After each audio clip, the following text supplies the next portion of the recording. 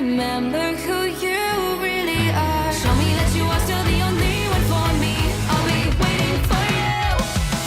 Wake up, open your eyes, raising up your fists and smashing through time walls. Before the rift splinters again, we are rebels till the end. Rise up, open your mind, hold on to your powers. No one can stop us. We are rivals till the end of time. We will clash, no matter where. We will fight, reaching across time and space. 'Cause you are my destiny to the end.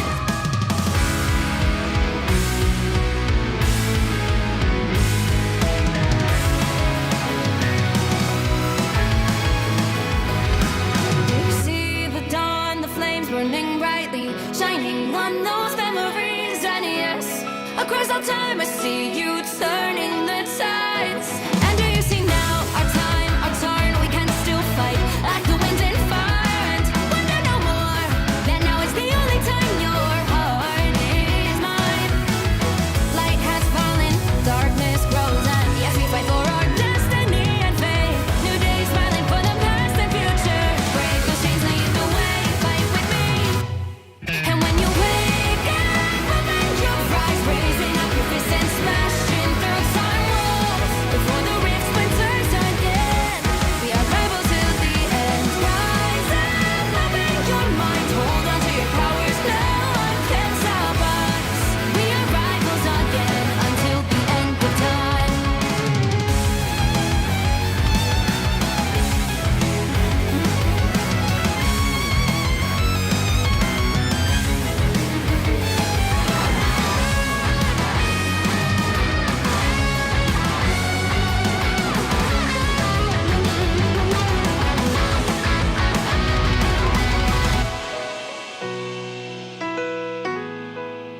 Show me that you are still the only one that matters for me. I'll be waiting for you. Wait up, open your hands, holding on to your heart. Look inside you. Can you feel it? The sparks in you.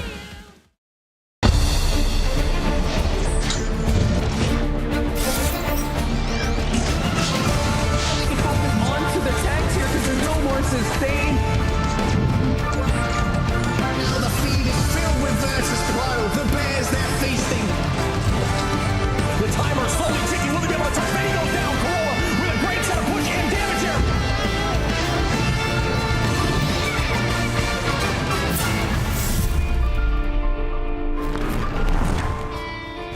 Ladies and gentlemen, welcome back to Marvel Rivals Ignite for EMEA Stage 2. As we begin our journey towards the global finals, we first have to find our regional champions. I am Tetra, and I am back with Ryan at Central, who is also back to bring us some of the best games. Ryan, I'm so excited to be back here with you. It's really good to be back. It feels like it's been a good amount of time since the mid-season finals, right? We're technically the best region in the world, and I'd like to keep it that way going into the grand finals a little bit later this year. So it just feels as well like the competition is rising. There's teams that want to prove themselves. There's some teams that we saw in Ignite and even the Invitational earlier this year that are looking to make a name. And honestly, I don't think it's going to be a straightforward region at all for these next 3 weeks. Absolutely not. We are literally the world champion region, but there's so much that's happened in between now and then. We have a new patch, we have a new hero, we have almost entirely new teams across the board. Only one team has gone unchanged in its entirety, and that is Virtus Pro. Every other team has had at least one player swapped around. We'll be jumping into that in a little bit, but we have so much to talk about first, including our groups. It's time to reveal who will be playing against who. There is our EMEA Stage 1 champion, Citadel Gaming, with their new member, Melio. So if you guys watch stage 1, it's pretty much going to be the same sort of routine that we have the Group A teams. These were all seeded through how they did in Ignite stage 1, whether they went for the qualifiers, whether they qualified through the championship, the MRC down in season 2, which was a good while ago. Basically sort of mixed up all of the teams. We've got some new orgs in here facing as well with like the likes of Foot Esports. And it's the first time that we've actually seen Citadel Gaming play in these things too, right? So it does feel a little bit like, honestly, fresh names, but maybe old faces. Absolutely. Citadel Gaming used to be Berber Patapim all the way through EMEA, but we are now jumping over to Group B, where we have a couple more familiar names overall. We got Virtus.pro, Team Peps, and Alqadsiah, who were all organizations that were in Stage 1, but also in terms of familiar teams, Na'Vi is Team 1, who is Rad Esports. They've gone through two name changes since the last season, heading on into those mid-seasons, but also familiar if you watch any of the MRC content. Dawncore is right up there in terms of well-known teams. FaZe is made up of a lot of Lone 9 players and also a couple players from a lot of the different orgs like Blood Karyudo. There is some incredibly scary teams that could be bringing us some upsets as we are heading into our first week of play. Oh, for sure. It's also a case of like we see these teams broken up into GSL double elimination brackets. They qualify for playoffs, and then we can go from there. In fact, we can just sort of look at what the brackets look like too, because the problem or luck can be a major factor on how well a team can do, but you have to beat the best teams if you want to beat the best themselves. But we get a good look on what the bracket's looking like. Essentially, teams want to finish top 4 in these groups, so the upper bracket finals would pretty much get you to that point, and the lower bracket finals as well. Past that like middle point line on the right hand side, you've qualified for playoffs. The rest of the games that we're going to see towards the end of next week are more like seeding how the rest of the bracket's going to go, but there's no like point system to worry about, or the fact that the X-Rad roster won mid-season finals so they get a bye to the grand finals. It's just top 3 finish in playoffs is going to go to pretty much the end of what this year is going to offer for Marvel Rivals Ignite. And here is Group B for the exact same bracket to find those final spots that will make it into those playoffs. We got some incredible matches coming up, several of which we will be covering today. What is standing out for you as some of the highlights? Well, we're going over the main schedule, but just overall, what is really jumping out at you? I think it is just like Na'Vi and Virtus.pro, just in the same group. The sort of Virtus.pro have been with this team. Yeah, it feels like there's no doubt grudge matches from these two organizations for various esports, right? So it feels like new territory for them, but it's a match that I think the teams are going to want to do a lot of work on.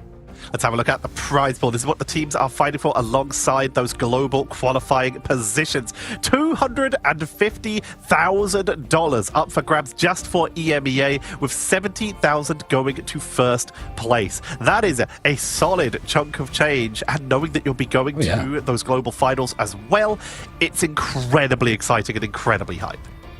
It feels as like one of the main flagship things I think about Ignite is like the $3 million prize pool. Like we're chipping away now after we've sort of crossed all of these like different regions as well, not just the EMEA, but all of the other regions going into mid-season finals. But this is the lion's share right towards the end. So that's why we have a lot of these organizations coming in. First game, we get to look at Citadel Gaming, the champions of EMEA by winning Ignite Stage 1, but couldn't really find the same success as Na'Vi did at the mid-season finals with a 4th stage finish, going up against a squad that qualified through the Marvel Rivals Championship a few months ago now. So it does feel a little bit like fresh paints, fresh looks when it comes to new organizations, but they're going to be players that you recognize. We'll be jumping back into those teams a little bit later, as those will be that will be our first game. But looking at some of the other matches, we have, of course, Virtus.pro. And you already mentioned they're in the same group as Na'Vi, the current world champions, and the first team to ever take a full series off of Virtus.pro during Stage 1, and they're in the same group again. There is so much trauma sitting here for Virtus.pro. They are going to be up against Vice. Vice is the team that came through as ex-Oblivion through the Marvel Rivals Championship, but have undergone some pretty solid roster changes since then. There's some pretty solid experience though, so we'll have to see if they come in, including something that's a little bit of history here. We have Oleg, aka Alqadsiah, on that roster, who used to be playing for a team you might know, Luminosity Gaming, aka the team that went on to become Team 1, aka the team that went on to become Rad Esports, the team that went on to become Na'Vi. So he's the only one of those initial players who has not played in Ignite yet, I believe. So finally making their way in there, and will be going up against Virtus.pro in their first matchup. There's lots to go over, I think, with all of these grudge matches and stuff, but like we're only a few minutes away from really being able to get involved and start with this, right? Like it feels like today, generally, if I had to sum it up, is just the reintroduction of some of these teams, like Citadel Gaming. I just reminded people where they were, what their aims are they going to be favorites to go in and play? And yeah, you've got the team that did win Stage 1 Ignite, had to go through the losers bracket, lost that first initial game against, I'm just going to call them Na'Vi, but it was Rad at the time. It was just the Na'Vi team, got knocked to the losers bracket, beat the likes of Virtus Pro again to sort of claw through a full best of 5 in order to do it. The main thing about this team is just like the reintroduction, or the re-addition, I suppose, of Melio to come over onto this roster. So now that they have 3 duelists, 3 of the best duelists in Europe, mind, who's starting? How are they going to rotate, if at all? Most teams that try to do this, where they get a little bit too clever with the new players that they're adding in, tend to flounder as a result than teams that just stick with 6 players. That's it, maybe a sub to fill in, but they're your 6 starters. And when you talk about 3 duelists, there's more likely they're going to be either subbing in when need be or running some kind of rotation. But you got to wonder, right at the end of last season, we started to see the rise of triple strategist. While a couple teams were still leading on stuff like Phoenix Psylocke, triple strategist did start to come in, really kind of inspired by Asia with their Mantis plays and the triple res compositions that came out in every region. And of course, Na'Vi, the ex-Team Rad, who came in with their Jeff Symbiotic Shenanigans Venom combo. So they're going to be dropping some exciting stuff. We'll have to see if we start to lead more towards that strategist setup or towards the triple duelist as we have a look at our second team today. This is Foxhound. This is a UK organization picking up a couple of the members of Chemistry who qualified through the Marvel Rivals Championship and building around the remaining players after that spot was given over to them. It's a tricky one, I suppose, because this team has sort of changed its name and who's in charge of it. Like you said, Chemistry were the sort of team organization that was putting this squad through the championship. They qualified. The slot was given over to Henken and CrossFit that were on that initial roster. But you've got players from OG Seed in there with Sixth and Jassy. And then Seijuro and Sentinel, and I think we're both at different times substitute players for Insomnia. We did see a game or 2 from Sentinel filling in for Passiwo at a point. Again, we don't really know why at the time, but he had to sort of jump in on the Captain America, and it was hard. It was a hard game anyway for him to be playing, but it was like almost like a baptism of fire, right? So now that he's like the starting vanguard on this squad, this is still also, let's be honest, a bit of a baptism of fire going up against Citadel Gaming. That are going to be feeling pretty confident with the addition of Melio onto this squad, but also that, okay, we know where we need to be better from our performance in mid-season finals. We're going to win the whole thing again. That's what they're going to be looking for. They want to really lock it in, go into those global finals with another victory, try and take that momentum because they were so close. This isn't the situation of they came fourth, therefore they are like that level of ranking. You could really mix up those top 4 teams, especially when it comes to Na'Vi, Citadel, and Envy. The fact is, Citadel were the first team to get close to beating Envy. Na'Vi took 3 attempts to do so. They are so good. And now they're coming in with a whole nother off-season where they've been practicing with a new duelist to add into that roster, a world champion duelist. Citadel is gotta be one of the teams to watch here. Yeah, I think as well, it's the introduction of Angela as well as a vanguard fresh for these players to be playing. So the meta has shifted up. The nerfs to Loki and Luna open up other opportunities for strategists. Like even Jeff at the moment seems like he's a pretty prosperous character that we saw a decent amount in the MRC a couple of weeks ago in third-party tournaments and stuff. It really did feel like for Ignite, with that non-mirrored like ban style that we'll iterate on when we get into the draft of these next couple of games, teams like Virtus Pro were very behind on how to approach it. And any metas they were slow to adapt to. They tried to maybe force their way a little bit too much instead of playing what was strong. It really is like roster moves, the meta and stuff is fine, but you have to be very quick to adapt. There's going to be multiple different metas and ideologies going into this week, but by playoffs, I think all the teams are just going to move and homogenize to one in particular. That's just how it works in esports. Everybody has a rough idea and then they go, nope, their idea's better. We're just going to copy them and do it better than them. And that is the question. We have already had the first week of China and Asia. And the fact is, even there, the styles do differentiate. There's something we have been seeing jumping out a fair amount, as I want to draw attention to in favor of Foxhound, is just how much Hulk we have been seeing the Hulk Namor has started to really leap up internationally. And well, we talked about the moving in of Sentinel coming in as a Hulk player for the side of Insomnia back in stage 1. They were insane. So if they've got someone who could maybe Wolverine, if Wolverine is still in the meta, then perhaps bring that out. And if not, then if they've got that Namor player, then they have one of the best Hulk players in EMEA. The light has dimmed a little bit for Ignite over these past couple of weeks, but this is where the big fireworks show is going to happen. Those first bans coming in this non-mirror draft.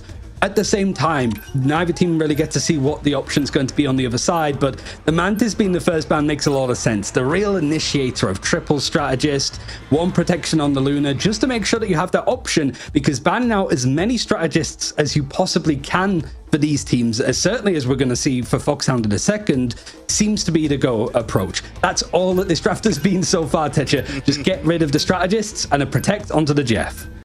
Looking at the strategists, if you go by the more traditional setups here, then like we said, triple strategists were starting to get quite popular. You look at who would really jump into those lineups. That would be Mantis, Adam, Ultron would be a big one. Jeff has actually been fitting a lot into double strategist, but in these current patches does seem to be leaning towards the triple strategist setup style. And that's why that's pretty much the only focus in here. And we sort of got a bit of a respite, I think, from it. Again, these bans are going to be the same time too. Not really too much of a giveaway on what the plan is going to be. And it really is just a case of playing chicken. But now we start to see that the strategist line is pretty much tailored to what both teams want. Now the Vanguards are going to take a little bit of a hit. Yes, they will. We lose Emma and Venom. With that Jeff already protected on the side of Citadel, removing the Venom is hugely important. Remove that symbiotic shenanigans anchor.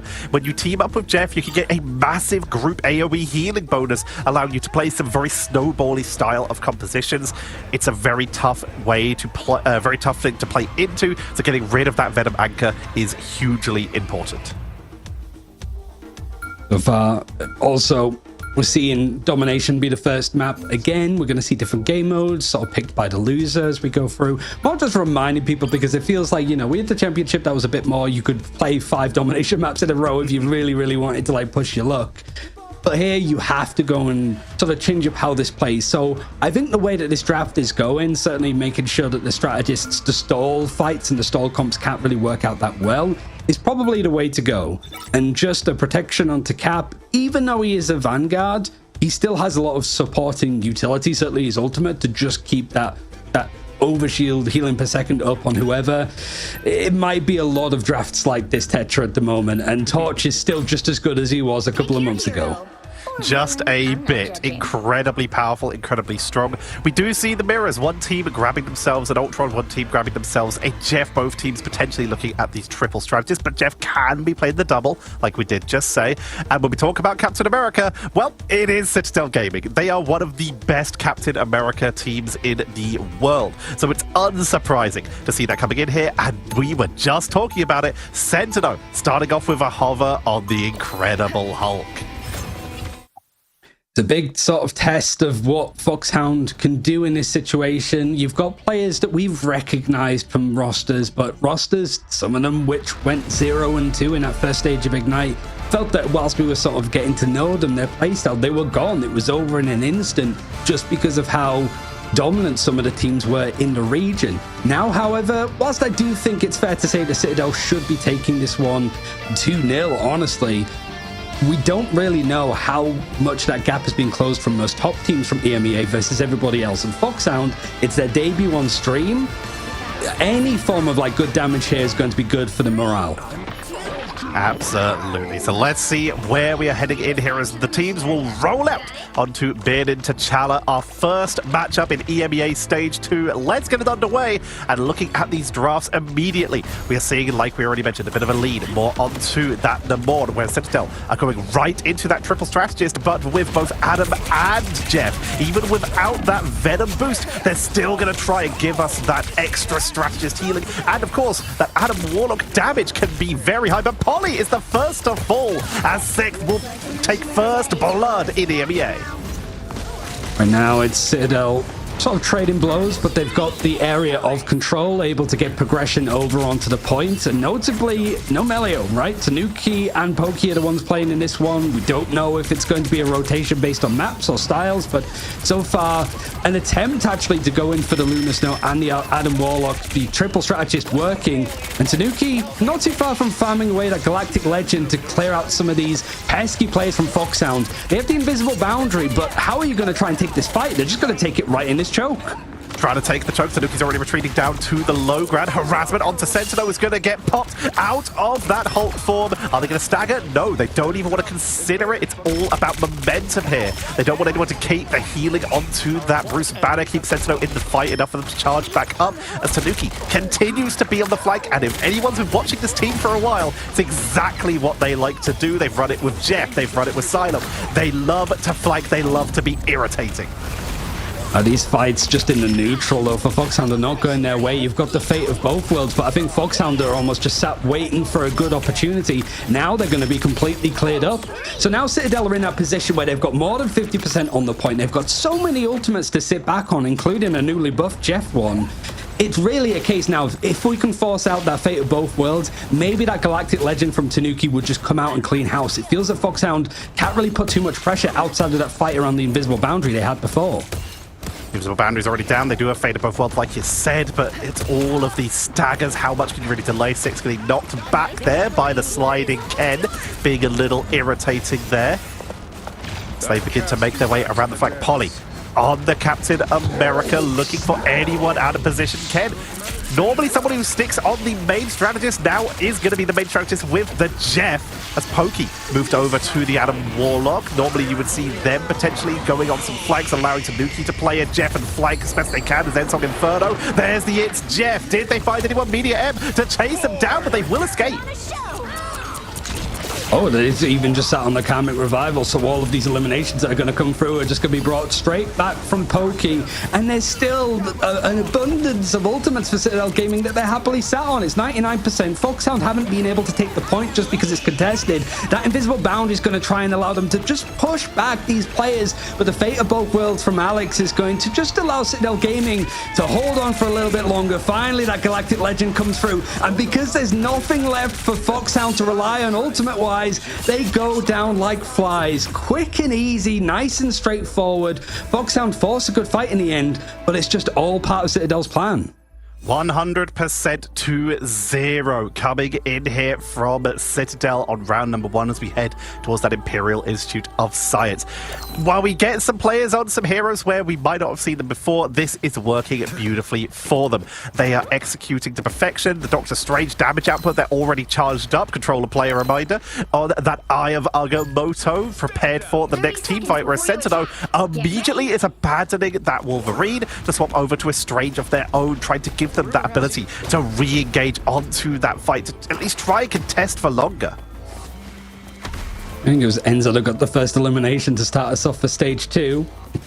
Controller player, I was going to say console player, but controller player has been for quite some time. Even pulled out a little bit of Punisher for some pesky breaking spawn door like strategies down.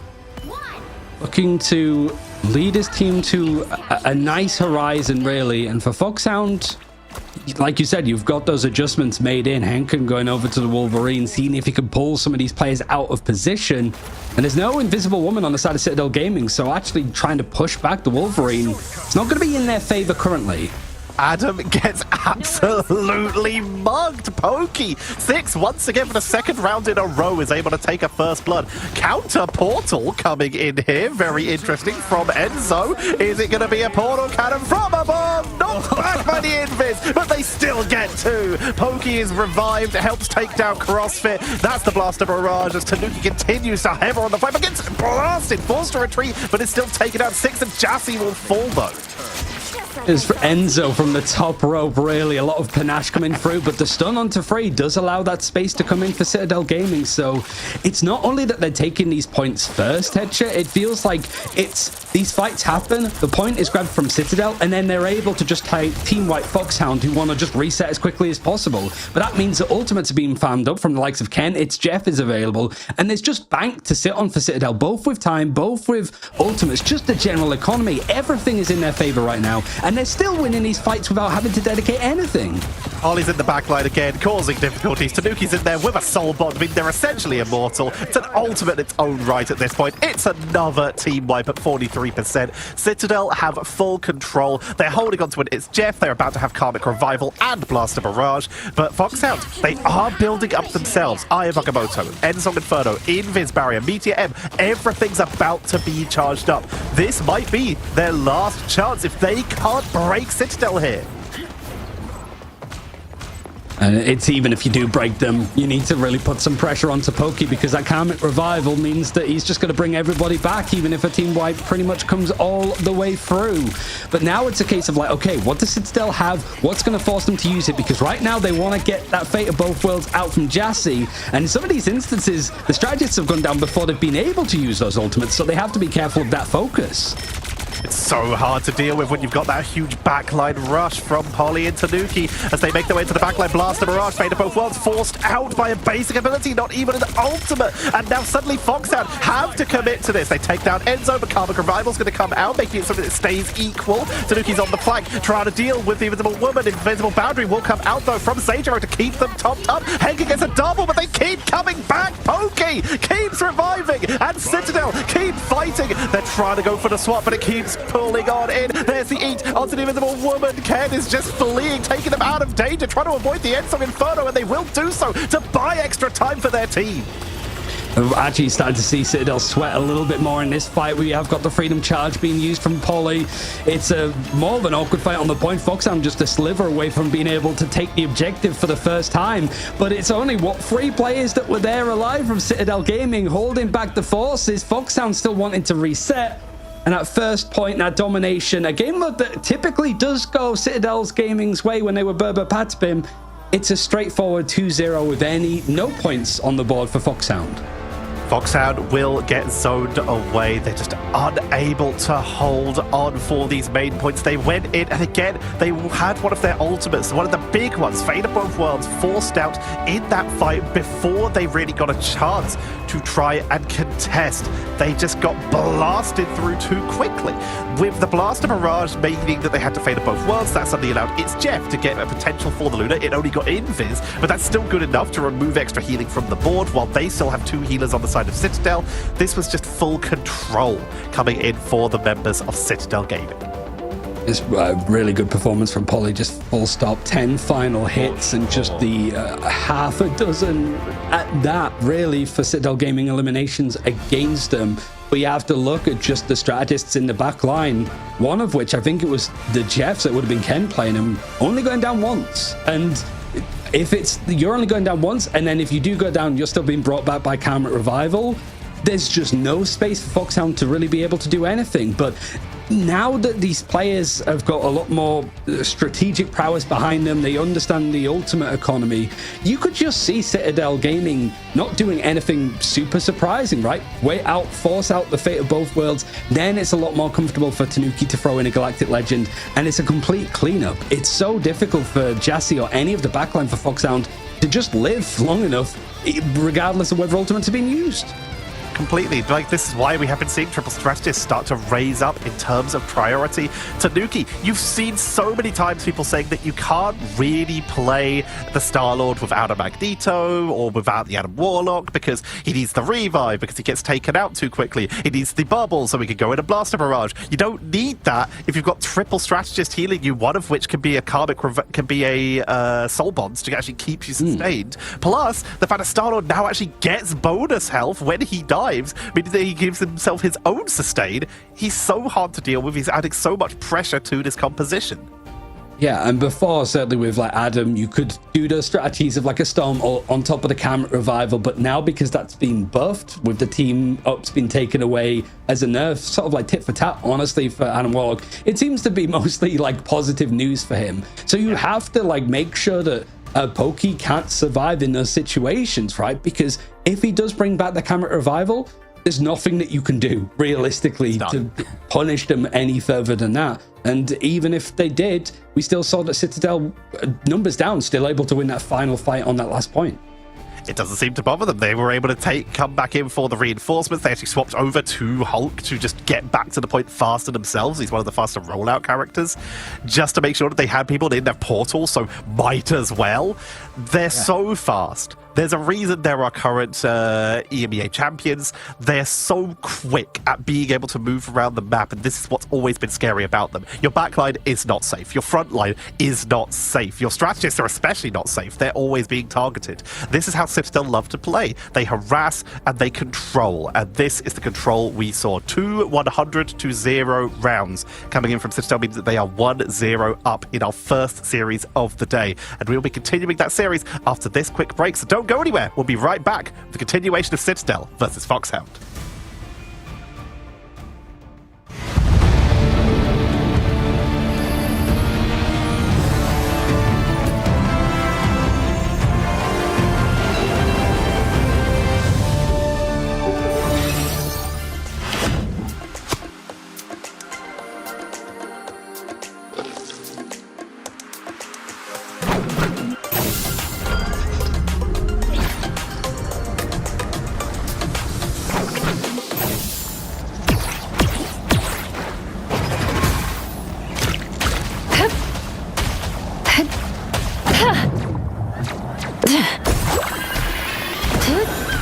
Psionic Surge! Force Burst! Disappear!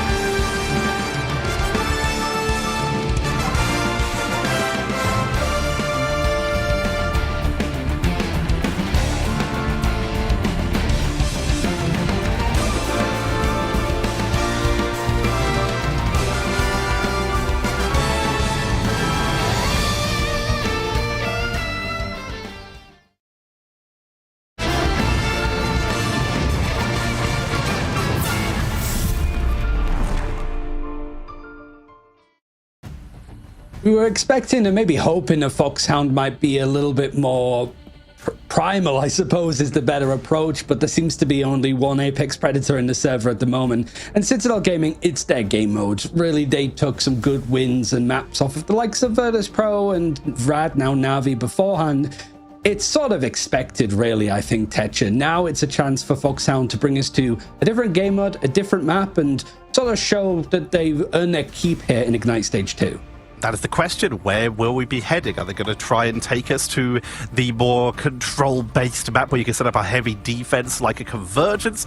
Or is it going to be all in on Convoy, taking those consistent re-engage fights, potentially looking for spawn holds if we go for something of that style? Where is it that they choose to go? What are they most comfortable with, considering that this team has come together more recently?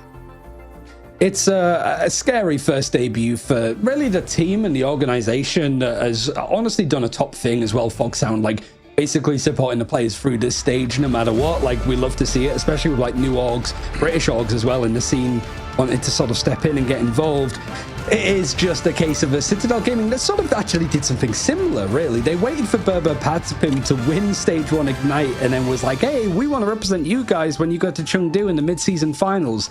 But now Spider Island's probably the least popular map, I think, when it comes to what we saw in Stage 1. Forced out from Foxhound, and Citadel Gaming, it must have been a while since we saw them play it. It's definitely a little bit of a rarer pick. We did see it in the mid-season finals, but that's because you're entering into those best of fives, best of sevens a lot earlier, so more maps are being shown and played. This is a map, though, that we have seen played a lot when it comes to Asia and China this season. It massively seems to have jumped up in priority, and I think a lot of that may, in fact, come to do with the fact that we are seeing more people like potentially the more people like the Ultrons to try and triple support and just break these spawns, and of course the spawn hold that got popularized in Stage 1. I think we all had a collective sigh of relief for Foxhound forcing Citadel Gaming to not be on the Jeff, because there's so many parts of the map where you could just be pulled right off top of it if you get caught by the ultimate. But instead of a focus now on the Sentinel backline, making sure that you have that duo or trio that you want, Emma Frost is actually going to be the character. Obviously strong Vanguard in her own right, but I have to also think of that team up with Psylocke, which we didn't see him play up until now. Like, maybe we're going to start to see it on Spider Islands coming up. That team up, that extra burst of damage has been so impactful since Emma has entered into the game. There goes Adam, this time from Citadel, wanting to deny that opportunity from Foxhound. As we see Jeff banned out already, and Doctor Strange, when you're looking at these potential maps where a spawn hold could come in, Doctor Strange becomes even more valuable because you get the second fight to try and delay your opponents even longer and eat through a lot of their time. So a very sensible removal here. Very practiced as well, right? Because I think it's like you've got Peps that were very well known for doing this kind of stuff over on this map a fair while ago, I'd say, right? That it was pretty much the first map that we ever saw Virtus Pro lose. They're just catching strays so far until we see them play today, so sorry about that, guys. But it's more of a case of like, yeah, having that non-mirror seems to be a common thing for teams to be going for, and with Foxhound defending first, the portal play, Rocket Raccoon is also used in these maybe like triple Vanguard, triple strategist lineups, which is maybe why Citadel Gaming had such a focus on protecting the Adam Warlock themselves. Making sure that you have the opportunity for a revive. If you can't portal back, you make sure you can stay on the point so that you can actually contest it. Final bans available here. What are we going to see? What do Foxhound remove? They take out Luna. Very sensible. It's also a point of like Loki. We saw it a little bit for the Marvel Rivals Championship, but that was like, again, you don't have this non-mirrored we ban to stop the opponent from playing them. It's more we ban so neither of us can play them. But even then, Loki was sneaking through these drafts quite frequently, and yeah, he's been nerfed. Yeah, he's not as strong as he used to be or as oppressive, but still we know that Loki can be very good, certainly in Ken's hands as well. Whether it's going to be a case of like they go for that like triple Vanguard, triple strategist stuff that we saw from Virtus Pro on Yggdrasil's path is like the main standout one. It's been a while since we've seen Spider Island's teams really play it at the top echelon of these tournaments. This is the question. Will we start to see more of it come back in, or are we going to stick with some of the more traditional options? If you have a look at these bans, looking at these triple strategist setups, both teams lost Mantis. One team lost Jeff, the other one did not. One team lost Ultron, the other one did not. So there are some solid options for either of these sides. The thing is here, looks like we are definitely leading towards this triple strategist, triple Vanguard defensive line. And there's Loki, you were calling it earlier. Seems to be the way to go. Actually, you got all of the clones set up just to be suppressive fire and stop Foxhound from having a very deep defensive hold, but they want to buy as much time as possible. They do have the Doctor Strange on their side, but it's not currently at least in play right now. Wolverine picked picked up from Tanuki, looking to potentially swap to see exactly what's going on. Sees that there's a bit more of a bunker setup, so an Omega Hurricane from Storm might clear that up and blow the wind in their direction. It might not even be needed because Sentinobla goes down just again in these neutral engagements. Everybody's going down. Sixth CrossFit, they all fall. The spawn hold has fallen to pieces in the first couple seconds. Jassy and Henken, the BRB will do nothing, and immediately, this is why we sort of double ban the Protect and ban onto the Doctor Strange so they can get the one-sided, go for the contest just above ground level, so it's impossible to body block, but you can still make sure that you contest onto the point quite quickly and shoot onto the point more importantly. Enzo trying to just stay a little bit further back. There's no need to hard engage when the portal is there for the reinforcements. Carbon Crush to try and lock down the Strange. Hand of Conchu. Polly gets one, Pokey gets two, and they're setting up for what looks like it might be another team when Sentinel is chased away. Seijiro and Henken try to run. Seijiro escapes thanks to being invisible, but Henken goes down again, and point one in very impressive time for Citadel. Yeah. Certainly with Foxhound trying to play around, stalling it out and having as many fights as possible, it's still nice to see those Polly and Pokey combinations coming through between the two cousins, but on different characters than we're used to seeing them on. Like, maybe you'd see a bit of Moon Knight at the start of a map, around an attacking side, but it was all the way pushed to the first point, and now he's switching over towards having that Punisher too, and with the amount of barriers, you've got the Magneto and the Emma Frost in play, Foxhound have enough to sort of suppress some of that main damage, but the Omega Hurricane coming through, you have to be careful. They're not the most mobile of teams. Look at normally how you deal with that Omega Hurricane is being able to either drop a Stracted Ultimate to try and sustain on through, or you got to burst through it. But do they actually have the tools to get a single blow? They have to Media M, crack an impact from Sig. Could have been one of their other tools, but they've already used it. Psionic Seduction from Enzo locks down Henken, takes them out, the Wolverine off the board as Tanuki continues to siege on in, trying to capitalize, trying to follow up as they push them back. Pokey is also absolutely deleting people. Jassy falls again, and it's Citadel continuing their extreme momentum. Yeah, it was just a good clear-up that came through, at least an attempt from Six to just try to get that Kraken's impact to stall things down, and it's more Citadel Gaming not really requiring to use all that much outside of that Silent Seduction from Enzo. And you've got both the Duelist Ultimates ready pretty much at the end of this point. It's going to be a little bit more uncomfortable for Foxhound to actually go and contest this, but they've had to jump on as the Omega Hurricane dives into their backline, and now it's just waiting to see if anything else can be used now as the Fate of Both Worlds, the Bulwark used on them to try and protect them from the Meteor M that was coming in from Polly, but it wasn't aiming for them at all. It was for other members of that backline. And yeah, Pokey's having a grand old time. I think everybody from Citadel is feeling that this is a bit of a Sunday drive. Pokey dropping that final judgment right on the trigger point so that they could try and bait out an ability to make sure that that Media M was sent at them while their team had them fully protected, and it worked perfectly. The Omega Hurricane already expiring, that Meteor M from Sentinel did not find a target. All they have left right now is Last Stand coming in from Henken, and they're about to have the Invisible Boundary. Whereas Citadel, they are actually kind of ultless except for that Invisible Boundary right now, but so far they haven't seemed to be too worried. There goes that Invisible Boundary. They're going to try and take the contestant here with the Last Stand, Carbon Crush, but they're still pushing on. Henken is giving everything they can to try and hold this. He couldn't get them out of the invisible boundary. It was a good attempt, but the Emma Frost is still good enough, certainly, to see some of the more pesky characters that are looking to pull you into the darker alleys and just make sure that you can't survive for much longer. The trade's working out a little bit better in favor for Foxhound, but an Omega Hurricane farmed up incredibly quickly yet again for Tanuki. Bit more of a hot tempo to it, and I'm not surprised. Look at where that objective is, pretty much at the end, and there's an attempt, really just a rug dash to try to get Foxhound onto the point, but it's not good enough. That's a hell of a... Did the payload ever stop, is the question on the side of Citadel. It didn't feel like it. 3.5 minutes on the clock still? Yeah, it's rough for Foxhound, just flat out. It was so fast. They were able to hold it for a couple seconds when a portal re-engaged. They were able to hold it for a couple seconds when they ran back in, but wow. An incredible setup from Citadel Gaming, showing why they are one of the best. Foxhound, they're bringing out a lot of stuff, but they've yet to be able to find purchase to really show what they can do versus the European champions.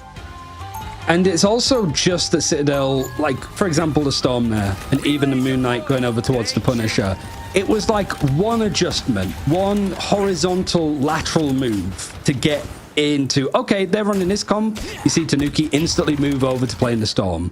And it worked wonders. That's good to know for this team to just be like, okay, if we're in this spot, this is the player that swaps. And you've got people like Polly playing stuff like the Groot, moving over towards the Magneto, when they're typically characters that Enzo would play. He's sort of switching over and moving stuff around. This team just seems not only more flexible on the roles and the characters that they're playing, but they know exactly what they need to do in any situation that Foxhound put down. They've been cooking. They have 100% been cooking in the in-between. Here comes the high ground setup. You can see Tanuki. Pokey has brought out that Ultron. Tanuki on the Human Torch, something we've seen a little bit less this season so far, but now they're just right back into the sky. Foxhound expecting a spawn hold, suddenly find that Moon Knight, forced to try and target 2 flyers, something they do not excel at. Mark needs a little bit of help. Tanuki's got that freedom, and really one of the main characters that was taken out in the draft against Citadel was Human Torch, because Tanuki on maps like Central Park, it's how he uses the environment around him to just have the suppressive damage. And then you put Pokey on a character like Ultron, it's one of the most deadly duos that we see so far with the duelist lineups, despite sort of switching into a different role. But Enzo's allowed to be a little bit more aggressive when he has all of that backline support working, and that attempt of a forward hold from Foxhound on their defense is what they're suffering from now that the roles are reversed.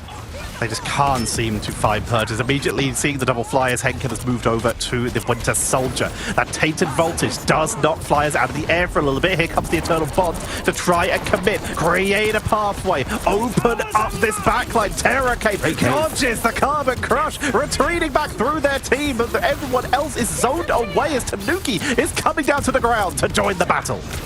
You got the invisible boundary as well, trying to put more of a forward line, but yet again we've seen Citadel put enough bodies on the point to really stop any progress from being made. But now an elimination has come in hand for Henkin. A Rage of Ultron alongside this supernova from Tanuki is enough to sort of stem the bleeding a little bit more, as the trade-outs have worked out in favor of Citadel currently. You've got the fact that Foxhound are pretty much at their spawn doors, so it's not going to be too long for Henkin to be back into this fight in comparison for Citadel, but it's more time being bought. In fact, half of it almost being used up completely from Citadel. They just try to find the angle, but Enzo tried to go for a bit of a delay with Sonic Seduction. Will get taken down. Henkin, once again, is trying to deal with some of these flyers. Media M looking for the backline. Regeneration Domain says absolutely not. Sentinel falls down. Pokey sniping them with the Incipero Ray. Bionic Hook. Cat trying to catch Cat, but the shield is too much to deal with. He can do this all day as Polly flanking around from the side to the backline to keep the pressure onto those strategists. Is just being such a menace. The car moves a bit further forward, but everyone's now grouped up far off of it, giving more time for Citadel to reinforce. Yeah, it's again that Cloak and Dagger Eternal Bond play to allow Foxhound some more space to move forward in, but the invisible boundary has really stalled things out yet again. It really doesn't look too uncomfortable for Citadel to be just sat in an ultimate like that, and in fact they're going to be used on both sides, as Loki has got the copy over, so it's 3 invisible boundaries used on top of each other, little silos of play, and yeah, it's a couple of inches maybe that's starting to shift forward. But even if we do see plays from Citadel going down, they're just throwing their bodies at this objective to just keep it really not moving at all, and now they're just winning these fights again. 1 minute to go. They've moved down to the Hela to just try and snipe him out the air. And here comes the Thor. It's time to literally hit people out the sky. It's all about trying to deal with these flyers right now. Hyper commitment is also being able to lock down Polly with that Storm Surge. Pushing forward. The Supernova, though, coming out. They can't even set up to try and counter them because they're already back to spawn. Supernova and the Rage of Ultron. The backline's being harassed, but it finds nothing. Hulk, I feel you, buddy, as they're in the backline trying to get onto Sentinel, chasing down, and that's another finishing blow. The Thor trying to create some pressure, trying to make some space, but just finds the spawn room again. Foxhound, only 15 seconds left to try to get things back into their favor, but it just seems to be red in the elimination feed. Citadel Gaming not letting this team that qualified through the Marvel Rivals Championship have any room to breathe. It's been 40 meters there or thereabouts as the invisible boundaries are going to be used on top of each other again, and now the Freedom Charge for Polly is going to allow a bit more of a deep dive from Enzo. He switched over to the Venom away from the Emma Frost a few bits ago, but the rollout is quick enough that it really doesn't feel like anybody from Citadel is missing at all. There's an Eternal Bond going to be used from Jassy to just allow, again, another forward hold, forward aggression, but the backline is comfortable. You've got Tanuki and Pokey with the Rage of Ultron throwing hell from above, and it's not really anything for Foxhound to do other than be knocked down to the loser's bracket potentially. Citadel Gaming, a very swift 2-0 as the champions of EMEA win out their first game of Stage 2. Incredible performance. Realizing that they don't even have that Doctor Strange because it was banned out by Foxhound. Immediately we see Enzo swapping over to the Venom so that they could reinforce on that final hold. They know it's overtime, so every possible person is able to delay and contest. Just mwah! Beautiful execution, very nicely done. Citadel Gaming take the 2-0. Again, I feel like it is worth reiterating that you would expect Citadel to come in and really not play with their food. Take no prisoners. You've got 0 eliminations on Alex and Ken. What? You've got 3 strategists and only one of them has been eliminated throughout the entirety of that map. That is foul. That is just dirty play. But like, it's easy to sort of, I guess, clown on Foxhound and be like, oh, they're just not on the same level. I think it is also Citadel just taking no prisoners. They are not messing about because this is a team that won Stage 1, should probably be the first name on the list for like EMEA full stop, but they weren't. They finished 4th at the mid-season finals. They don't care who they're facing. If you give them that room to destroy you, they're going to destroy you, and you would expect as much. The fact is, Citadel have only lost since Stage 1 started to 2 teams. One of them is Envy, the second place champion, the second place runners-up. The second true. is Na'Vi, the champions. Even though they are 4th place, that's because they had to lose to Na'Vi in those lower bracket rounds to get to those grand finals. Citadel, they could very well be 3rd or even 2nd. It's just about where they can place, how the matches play out, and now they're even stronger. You can see how much more flexible they have become in the time off, meaning they have even more options, and one of the hardest teams to ban against have learned their lessons from mid-seasons and have improved already. Yeah. I think the fact that it was a different look to what we expected says it all, because you saw Foxhound sort of come in with, okay, yeah, the stuff that Virtus Pro were using, you can sort of see that like meta translate to other teams, and Citadel just didn't bother with it. They had the option, I suppose, to like go for a Rocket Raccoon pick if they want. They can't go for the Strange, but it's not like they went for triple Vanguard, triple Strategist. They were going for like the Ultron Torch. It felt like working out, okay, why are they going for this in particular? And it's just, I think they're so good and comfortable on it. And then you see these like small adjustments to the heroes that they're playing. It's hard for a relatively new, fresh team like Foxhound to find gaps when as soon as you spot something, it seems like it was smothered over by Citadel by changing up the heroes that they were on. Still knowing how the meta lines out currently, how important these main spawn holds are these days with triple Vanguard, triple Strategist, although that's not what we saw from them on defense. But when it came to them on attack, they immediately load up with one of the main spawn hold breaks, the Storm and the Moon Knight. The second they'd broken that first point, Moon Knight's out, over to Punisher. You don't want your opponents to be able to react with flyers, you want to be able to burn through the Groot, and of course Punisher's just really strong in general. They're so quick at adjusting based on not only just what their opponents are playing, but also what point of the map they are on.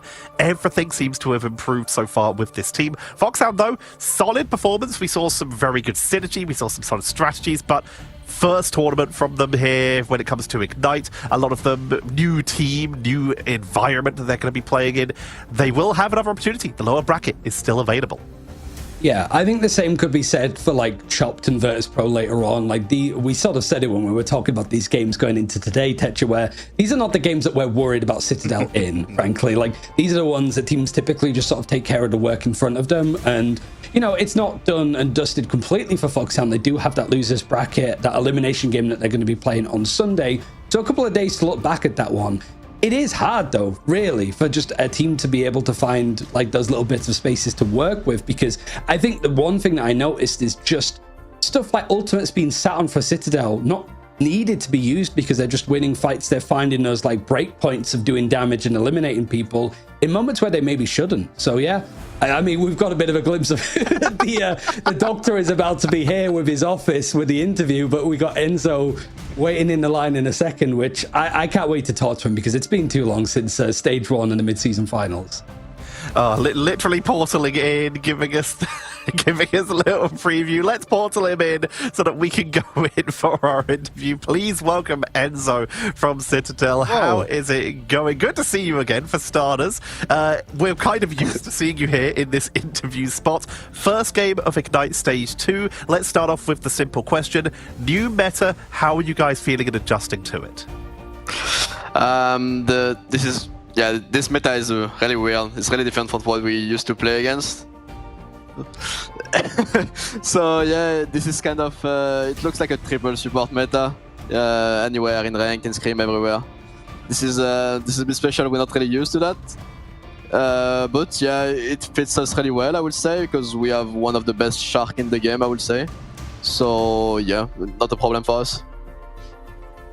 I think this is a question that I might ask both you and the likes of like Virtus Pro, but like after mid-season finals, you finish 4th place, you all sit down and you kind of go, okay, where did we go wrong? What was the thing that you look back on when you all sat down with like your coach Salah and were like, honestly, this is where we screwed up? Like, what is the thing that after mid-season finals that you all sort of agreed we need to fix this, and that you worked on leading into stage 2? After the mid-season final, we felt like we could have won, basically. Like, we had the opportunity to win. It was just about us. We didn't play good enough, we are not well prepared. We are like, also, most of us was our first event, compared to most of the people at this LAN. Like, all of them already played the LAN. For us, it was like a first event. So, it was nice, like, we are proud of what we did. The only thing that felt bad is that we knew we could have won if we played well enough. But yeah, at the end we say, okay, basically it's not a player issue. We are all good enough. We still want to play together. So just move on to the next event, and we're gonna make it. Like, we just know the next one we're winning it. There's no other choice. So, speaking of, you say you all want to keep playing together again, but also when you have the new addition of Melio, well, we didn't see him in this series. Could you tell us a little about that, about the acquisition of a player from a team who you've had quite the rivalry with, especially around the mid-season finals time? We think that Melio was kind of the best player in their team. And then we asked him if he wanted to play with us, like to play as a 7th. So, like, yeah, so he just agreed. He wasn't feeling really good in his team, so he said, okay, I want to try with you. Because we're like, that's something that is a strength for our team, is that we're kind of a family, you know? Like, everyone like each other, we all love to play with each other and stuff. So that's why people, I would say, have facilities to join our team, because they just know it's a good mood, it's a good environment, it's healthy, it's a safe place. And since he was so good, we say, okay, we're gonna pick you up. It can be really good for our team. He has a really good vision of the game, I would say. And I think he can be useful in a lot of matchup against different teams. I have a quick question before we send you off. What is it that's on the back of your wall? What does it say? Because that's new from like the last time that we had you. So, and we love our like posters and weird quotes and stuff, as we had from Trust Me and stuff from Navi. What's it say on your wall? Basically, when I went to China and I came back, my mom took off all the posters about the vegetables. She was not, I don't know, just wanted to change, and she put this instead, which means make your dream a reality, basically. Oh, very cool. Well, thank you very much, Enzo. We'll be seeing you in the next coming days. Your next matchup will be against either Paradox or Chopped. I'll quickly ask you, which one do you have a preference for? I want to play against Chopped. I think they're a decent team, and I wanna show them that they have no chance. Make them touch the ground again. All right, thank you very much, Enzo. Good luck in your upcoming matches. And yeah, we already mentioned that's going to be their next opponent. It's going to be either Chopped, one of the more super teams we have seen come together from a lot of the best players from a lot of the teams that disbanded in between Stage 1 and Stage 2, and Paradox, who took a couple attempts to qualify. They got through eventually due to another team disbanding, not playing in Ignite, so they've made their way in. So they've got a lot to prove here to really show us what they can do when their match comes around. But that is a story for another time, because we have so many more matches coming up, Ryan. Yeah, I mean, we can sort of look at the bracket of just see what kind of happens from this point. Again, Foxhound going down to losers bracket. It's not done and dusted.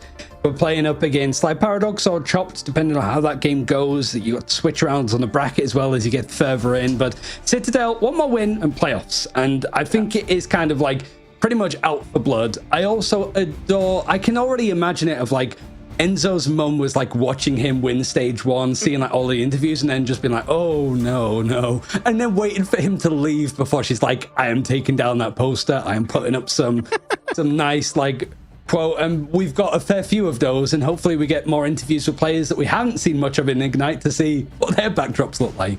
Plenty of opportunities for that, especially with all the new teams that we have. We're going to have so many new names and faces to really talk through here. We have so much coming on here, including stuff happening in-game, not just in the esports. We have so many things that you can have a look at, including the new skins available for everyone in-game right now. If you sometimes need a quick refresher, something to, reignite the flame in you, pun intended. Nice. Get lost in the soaking hot sun beneath the waves as the Punisher's Tide Punisher and the Invisible Woman's Azure Shade costume enter into the game. Sometimes even the scariest heroes in the game need some time for a cooldown. I could really use a cooldown right now. These lights are hot. Yeah.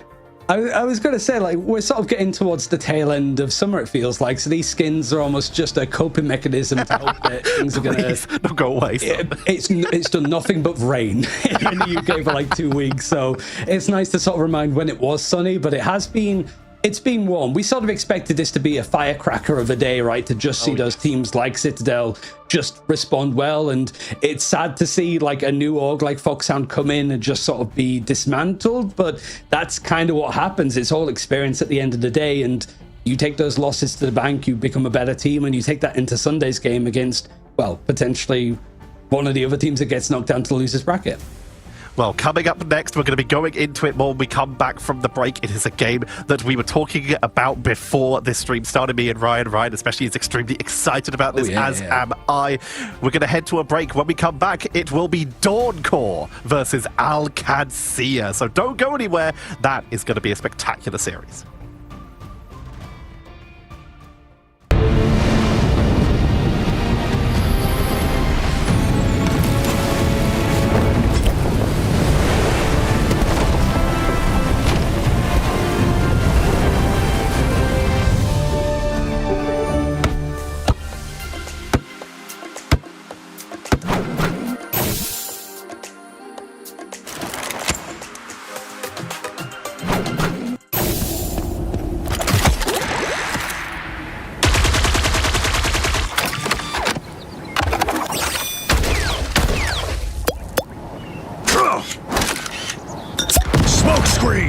I'm hunkering down.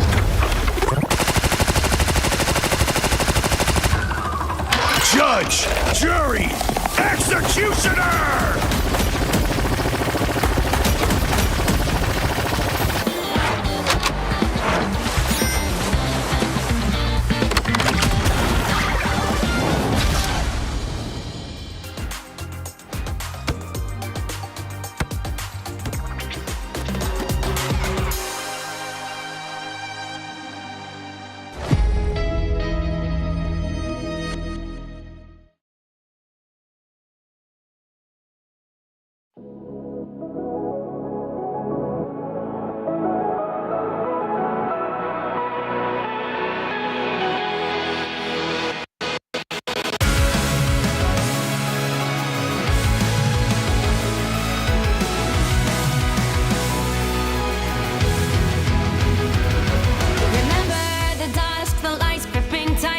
Trapping all those fighting souls, but yet across the world I see you standing in my way. And remember the time, the place we used to fight, like the sun and moon. And I wonder if ever there was a time that we were friends. The night has fallen, shadows looming, and yes, that time has come for me to seek you out. We are set now for our last reunion. Break the chains, find your way, come fight me.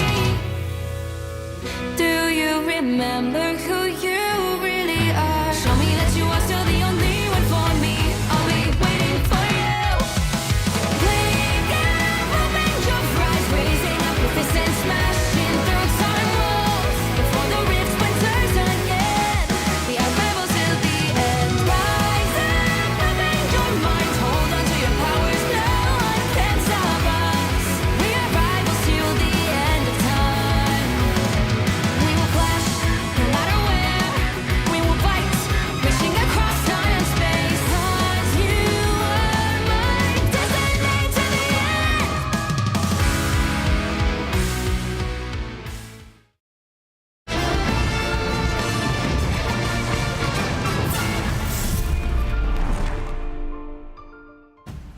We are back. Our first series was quite the fast one, with Citadel holding down the fort, as it were, and continuing their run through the upper bracket. Foxhound, we've not seen the last of them. They head down to the lower bracket to be joined by one of these teams. No, sorry, not these teams. We're swapping over to a different part of the bracket here. My mistake there.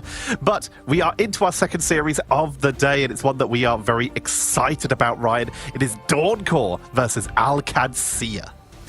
Yeah, so I sort of said it at the start of the day. I think today we have very one-sided debut matches, I would say. Like, Citadel expected to win up against Foxhound, and then we do see, like, Chopped playing up against Paradox. That feels, again, very favored for Chopped. First Pro against Vice, same sort of thing.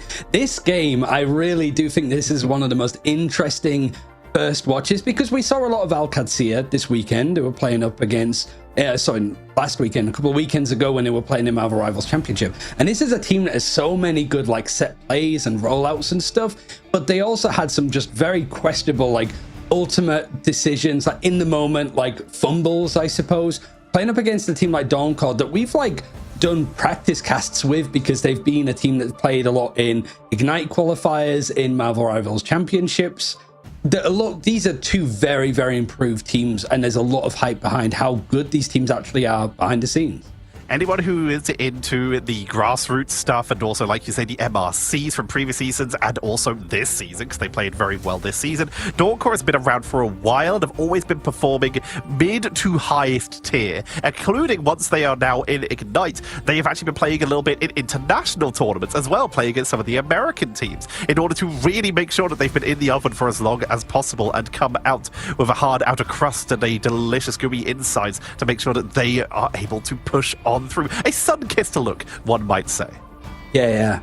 And so, looking over at Dawncore first, surprisingly, it's a roster that hasn't changed up a huge amount, I don't think. Yeah, like, they've managed to keep sort of like Zapatik, Froston, Treeman, and Kizaru.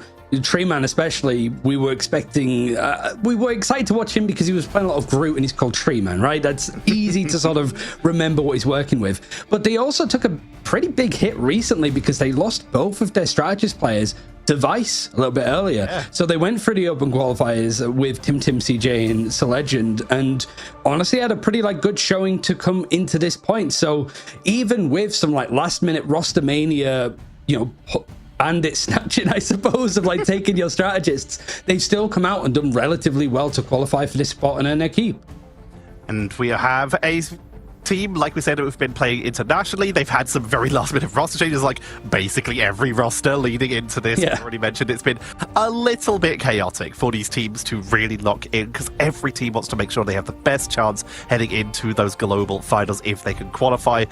But Dawncore, they've shown they have what it takes, but they haven't really broken the top line, as it were, yet. They haven't really been able to break in past these Virtus Pros, past these Berber Patapims, now Citadels, past these Team 1s, these Yoinkandas from back in the day. They've always been solidly in the top middle section, anywhere in the like 5th to 12th ratio when it comes to these MRCs. They finally made it into Ignite. Now they are only up against the best teams in EMEA, which, being the best region in the world, the best teams in the world via process of elimination. Yeah, I can't wait for the Americas casters to be watching it and be like, we're going to get our money's worth of just like, yep, best region in the world and stuff. But we move over to Alqadsiah, and I think that this is a team that we did actually see, for one, like play a lot in not only stage 1, but also players like Milk Boy and Kaya playing on teams like Dusty and... Yes. Over in the Invitational back in March, which feels like 20 years ago at this rate with how really does. Stuff has moved. So this is a squad that like has really not changed that much. You've got a force change happening to Dawncore with like a new strategist backline to work with. Here, Alqadsiah, outside of one player in particular that you're about to highlight, have kept pretty much everything the same. And the glow up that they have had since stage 1, where they went 1 and 2, I think they managed to be it was either Blood Cariudo or another team, but they were unable to make playoffs. They were unable to sort of keep their spot in stage 2. They had to requalify in order to get here. Yeah. With pretty much the same squad that they had before. Alqadsiah beat Fire Strays and then were taken down by Team Peps in Stage 1. But you already mentioned it, they have changed one player. Alqadsiah, when we talked about them, when we asked teams who was to look out for in Stage 1, everyone said Alqadsiah. And now they brought in some reinforcements in the form of Ballas, who is very experienced themselves. They are one of the players from the Uncles who have been farmed for players throughout the previous stages of Ignite, but now making their way in themselves. Getting a 4th in MRC Stage 2, a 13th to 16th in the MENA Cup, but qualifying for MENA on its own was a pretty big achievement, making their way in with Alqadsiah in the Split 1 qualifier for Stage 2, and since then have jumped into MRC for a little bit of practice with this new roster, where they got 5th to 6th, but remember this is the one where Ignite teams were allowed in, where we saw Chopped and Virtus Pro and all these other insanely high quality teams, so it's still a really solid performance. It was honestly, really good from what we saw before. Like, it seems as well, like from the various like side content that people have been doing, podcasts and team introductions, people have always said about like the coaches, the server time that they put in to have these nice set plays. And it is one of those cases where you're a team that when you do some amazing stuff and people really get hyped around you, they also get much more critical when you sort of make those marginal errors, frankly. People turn into Gordon Ramsay, have just been like, you donkeys, like, why are you making this play and stuff? But it is just like, that's really like Alqadsiah just get forced in those chaotic fights to miscommunicate stuff, whatever. There was plenty for them to take from Marvel Rivals Championship. And I think the main thing here is that they have experience with this kind of draft, the non-mirrored drafts, whereas Dawncore don't. I don't think any of the players have played at an Ignite level to really know how to maneuver around these drafts that we're about to see, especially in the new meta. We'll have to see how they land here as we're heading on in Alqadsiah. What most teams have said have been one of the teams that just get it. When we've always talked to them, they just say that Alqadsiah understand the meta. They always are cooking. They always have creative ideas. They are one of the most cerebral teams. Dawncore, they are here to prove themselves. Starting off, Mantis banned out by Dawncore. Alqadsiah not going with that potential triple strategist ban as the start. They start with the Luna ban, but starting to lean more into it as we go on, as Ultron will be removed. One-sided Luna, confirmed. Ooh, that's probably why they went for it so aggressively, right? Those early non-mirrors, maybe before in like Stage 1, you'd sort of think of it like, if one side is Luna and the other doesn't, that seems to be pretty much it. But there's a protection over from Alqadsiah for the Magneto. They banned out the Psylocke, and it sort of means that like if the Emma Frost comes through, it's going to suit them just a little bit more. But now the band's coming in together, one-sided Magneto means that I feel like an Emma Frost Protect might be considered here for Alqadsiah, because you don't want to lose out on 2 strong vanguards, but you do have so many other options as well. Another important ban to highlight here is going to be that Psylocke being removed. While we're starting to see her being played a little bit less due to the meta change, this is a hero that Ballas has dominated on in the past. It's the one they've always been putting on some of their best results. So it's a very sensible ban from Dawncore, showing that they have done their research going into this. But the question is, have they prioritized a target ban more than a current optimal draft ban? Torch going to be taken out against Alqadsiah, who are much more focused on strategists. In fact, that's the only thing that they've really touched on character-wise. And it makes sense. Like, this is the more curious thing, I suppose. If Dawncore fall into any pitfalls of like, oh, we don't have this character, this means that the comp is just going to start to fall apart a little bit. And Alqadsiah very comfortable to deal with it. They've probably had a lot of scrim experience as well. That Cloak and Dagger is protected by Dawncore. Cloak and Dagger, someone who's kind of dropped off a little bit at the start of the season. We haven't seen her much in any of the regions, really. We did see a little bit of her in that last series. But a save on it is very interesting, considering when you look at the bans, it's mostly the triple strategists have been taken out. Guess just try to prevent the really massive closeout on strategists, try and give them at least some more options. A Rocket is being hovered here by Dawncore, but again, this might be for rollout, same with Maluki. Yep, Milkboy on the Penny. This is likely going to be a little bit of rollout pre-armor using that Rocket network combo. Punisher is that final ban coming in too is, I wouldn't say it's too surprising. Punisher is still good. It's almost just that extra little bit of flair at the end, really. Maybe there's just something in the draft that they feel like having Punisher against us is going to be a little bit rough, but I don't know if it's really like standing out that much to me. I think that this is going to be a hell of a series. Potential free mapper. It really is just a case of if the hype behind these teams really lives up to expectations. Because if people behind the scenes that have been glazing both these squads are right, we're in for a hell of a game. This has been the one that a lot of people have been excited about. Let's see about the execution. I'm seeing a Phoenix being hopped there. Played to do there looks like a Groot, and this is one of the big reasons we might have seen that Punisher being targeted. When you look at Punisher, here are some of the things they excel at. Being able to counteract Groots, although one team just swapped off it. Being able to burn through those walls very quickly, targeting onto stuff like the Thing or the Hulk due to their massive hitboxes. And of course the ability to burst through triple strategist lineups, with Final Judgment being one of the highest DPS output ultimates in the game. We are actually seeing a rocket being rolled out here by Maddie 1v9, giving Treeman that little bit of extra support, and of course being able to dash to Treeman if they need a quick escape with the team up.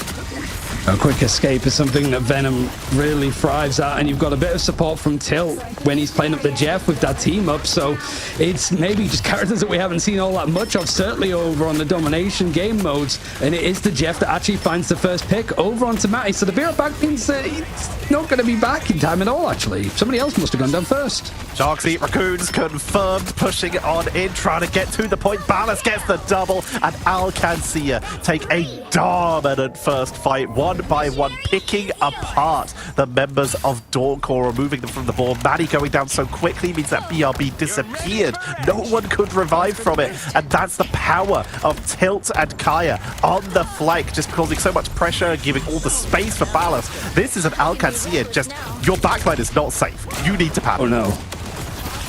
You can't let them just have all of that freedom as well. Rage of Ultron is going to allow Alqadsiah a bit more of a forward lean. They have control of the objective, so if they can force out ultimates here, it's going to be nice because they're winning this fight cleanly anyway. But also now Dawncore, if they want to retake this space, they have to use ultimates to try to get through like this very aggressive hold from Alqadsiah. Never mind fighting on the actual objective itself. The Hellfire Gala seems to be fully in control of Alqadsiah at this stage as they build up more ultimates. They did use a Feast from the Abyss to control this. But Dawncore, they have one of the biggest ultimates to try and turn team fights. If Alqadsiah overextend and position just incorrectly, that straggling prison from Groot can turn the game on its head. Not going to matter though if no one's there to follow up, as Kaya, Maluki, Star-Lord, Ballas once again clean them up here. It's another hole in the spawn. Down goes Treeman to get finished off as we hit 62%, and Dawncore haven't really touched the point since the first round. Yeah, swap over to just sort of Strangled Prison, not really being able to get too much easy cleanup for Alqadsiah, and it's similar to what we saw from Citadel earlier, of just you're sat on so much that you don't even really need to use. You got Lindstrom that started off that engagement with the Rage of Ultron. He's almost got another one, and it feels like no damage has been done, no ultimates have been really expended from Dawncore, and if they have, now that you've got the Soul Resurgence coming through from Tim, it's just getting onto the point. You aren't actually contesting it now, and it's at 90%. Phoenix and Sunk Inferno onto the point to try and set up with that with that Cosmic Yard Amplifier for the damage boost. It's Jeff, finds the Invisible Woman. One Invisible, flee, Tilt, flee! Right off the point, Invis gonna try and jump back on, but cannot reach, is sent off the side. And Alqadsiah taking them down with 3 members of Dawncore already taken off. It's now just the timer ticking down piece by piece as the life drains from the members of Dawncore. Alqadsiah reportedly back in to make sure that they secure this as they finish off the point and claim round number 1 of map 1. Those bans that came in from Alqadsiah, you know, taking out the Luna, taking out Ultron, taking out Jeff, you feel it when you're watching Dawncore try to play triple strategist when your backline is like Mantis, which is one of the best for it, yeah. Invisible Woman, okay, and then it's like Rocket, and then you're not switching off of the Rocket. It feels like, yeah, you're pretty much out of options if you want to try and run this. So Alqadsiah might have just won it off the draft alone, just being able to go gung-ho on the strategists as much as they did. Dawncore have options. The BRB is so useful in a lot of these situations, but they're just not finding the purchase that they really need with it. It looks like they might be swapping off, still leaning away from a triple strategist setup of their own, as by the looks of it, we're going over to a double duelist. I see a Winter Soldier and a Phoenix being hovered. 4, 3, 2, 1. And being flexible is going to be key. So far, these domination game modes, these maps that we've seen, granted it's only 2, have been very much a domination on one side. Haven't really seen the point switch over once it's been initially taken. So if Dawncore want to go in, they have a good chance to, and an invisible boundary to sort of draw that line in the sand. They want to be contested it, but I think Kaya over on this Venom, looking to drop down and jump in as soon as he feels like he's got some support from those duelists. Making their way forward onto the point. We do in fact see a 2-2-2 from Dawncore. Venom diving onto the point immediately to the backline. We're going to try and take advantage of the fact that there is a little bit less healing than on their own side. Has the healing from the Jeff Bubbles, who tilt just following them down here, causing chaos while the continues harassment from Ballas. But Ballas is the first to fall in this fight. They need to get Zapatic or someone in order to make sure that they can capitalize and try and claim this point, as Kraken Impact coming out early, and this time Maddie will be the one to take this just off the rocket onto the Winter Soldier. Is able to take control, and Dawncore get their first percentage. Yeah, Matty using up over on the Bucky ultimate. I really liked where Tilt's position was when he was supporting Kaya, but I think just because that fight ended up going for so long and really didn't scare Dawncore all that much outside of using that invisible boundary, it just provided enough space and an opening for Dawncore to find some picks and get into the enemy backline themselves. Alqadsiah maybe just hanging around, loitering too much, and we have the symbiotic Showdown being able to sort of come through from Alqadsiah. Kaya's managed to get a good amount of HP back on it, but no eliminations. Ensong and Fiono just trying to see if they can find a target, but everybody's tucked right behind the environment over on Krakoa that there's not too much they can do, and that was a dirty grab that came in over onto the Star-Lord, pulling him down. Yeah, trying to get out of there, releases their own teammate, taking Cloak and Dagger far away from this fight. Zapatic was able to weaken down multiple of the members on the side of Alqadsiah by blowing up that bonus health from the Fate of Both Worlds. Here comes Milk Boy with that silent seduction to try and set up, to try and give them some space, but Alqadsiah, they're actually falling a little bit early. Kaya goes down, but finally they get the double as Lindstrom is able to find Zapatic. There's another double, and the momentum is shifting. Alqadsiah, they looked a little bit rough at the start, but they've already brought it back with the quick rollouts, bringing Ballas back to the fight so quickly after being taken down, thanks to being on that Star-Lord, means that as long as they have that triple strategist sustain, then they're basically still 6v6. They just have to wait for like 5 seconds. For sure, like, it's just when it comes to the tech, you don't need to worry about it for Alqadsiah. So, you know, a blip, something went wrong in that initial engagement on the second point, but they managed to able to get stuff back into their favor. For Dawncore, though, those ultimates that went and enabled that first fight to go so well for them are available again. Matty does have the Kraken's impact, and the invisible boundary is going to protect this dive that comes through. Kaya, the Feast of the Abyss, is going to try to mostly keep himself going, but he can't quite escape this just reckoning that seems to be coming in from Matty in particular. This swap over to Bucky has done a lot to give them space. It really has. The extra crowd control is giving them so many opportunities to try and punish this Venom, which has been the massive linchpin in Alqadsiah's lineup, but all of the damage is going to be trickling in. A lot of the distraction comes in from the Venom. Rage of Ultron comes in from above into the backline to keep the strategist healing upwards, but Ballas takes down Manny, removing the main crowd control tool, and now it's Alqadsiah's opportunity to do exactly what they've been doing and pick apart the members of Dawncore one by one. Ballas using the most of the bonus health that he gets from the flips now to keep control, and they're holding onto this Galactic Legend because they know they don't need it. One by one, Dawncore begin to fall. And it felt like Dawncore were more just holding on for their own sake, right? That they were like, okay, Maluki, she's just used the Fate of Both Worlds, so we might be able to go in off the Silent Seduction from Tree Man or the Meteor M Ensong combo. But that time seemed to wane. Honestly, though, because Dawncore got it to 99%, they're probably like, let's just reset. Like, we've got good ultimates to work with here. And now Milk Boy's trying to make sure that this Dawncore can't regroup. The Silent Seduction going to be used on the other side. And there with the combo, the charge in from Ballas, it's going to provide a little bit more percentage for Alqadsiah. Dawncore were just expecting one good fight, and that's all they'll need. But now time is starting to look a little bit sketchy. They're running a little bit low, 78 to 99. Portals could be utilized for a little bit of a reinforce from anyone who has them available. Galactic Legend, they know they can afford to burn this because they need to buy every extra second they can. Meteor M finds nothing. It's Jeff. If they're able to get someone important, then this could be a huge turnaround, a huge wraparound. Where is Jeff going? But it doesn't matter, as everyone else is absolutely annihilated. Full one's touching. No one's touching. That is Alqadsiah taking round number 2 and the first game. Okay, there's a lot of really good stuff just in that final fight alone, but that is expected, right? Because Dawncore is such a well-disciplined team, you could sort of say, okay, we're at 99%, we have a lot of ultimates, let's just group up and take a good fight. But Alqadsiah, they also follow that very disciplined, high-protocol book. They know that Dawncore want to set up with all of these ultimates, and they know it's 99%, so they just didn't let them set up. They just kept cycling their ultimates at such an aggressive, high-tempo rate. If they got them, they used them, because they didn't want Dawncore to really just get everything in the kitchen sink fired onto that point. It was really, really smart with how Alqadsiah dealt with that, but they knew that Dawncore were going to try and play a smart game themselves. They really did. Dawncore did try to bring out what they could. They adjusted spectacularly well. Quite frankly, the Winter Soldier was the right choice. They had EMEA, they had Winter Soldier. How do you deal with being dove? You lock them down, you punish them. That was an Invisible Woman as well. An Invisible Woman. If the other options they could have gone there, Big, Penny, but Penny's just so not played right now. Even if it was a reasonable choice, no one has practiced on it really, so wouldn't really be realistic here. But anything to lock them down is going to be effective. They have the Winter Soldier, which knocks people out the air with tainted voltage, Soldier's Fist to really keep the lockdown, and of course that bionic hook to just try and punish. The problem is there was just too much momentum. Once Alqadsiah started picking people off so effectively, they couldn't keep control of that point for long enough, even though that was far better than the previous round.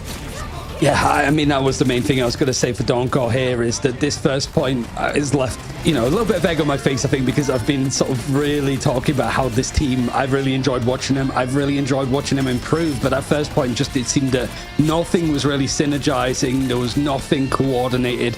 But this second point, certainly that fight, how they played around the invisible boundary to then go in and allow some space for Matty to go in off the Kraken's impact. There was some nice stuff there, honestly. Some good fights traded on either side, but I just think that experience, and honestly the experience with the draft too, seemed to just give Alqadsiah the edge. Very much agree. And also, what a debut on the Ignite stage for Ballas. Well, we have seen them play in MRC, like we already said. We actually had the joy of casting that one a little bit ago, which was very delightful. But finally seeing them execute on this stage was so entertaining to see. And having one of their main characters banned out and then pulling out a Star-Lord game like that, mwah! And they'll have plenty more opportunity to show us what they can do, as we're going to be heading to a break while we get set up for game number 2 between Alqadsiah and Dawncore.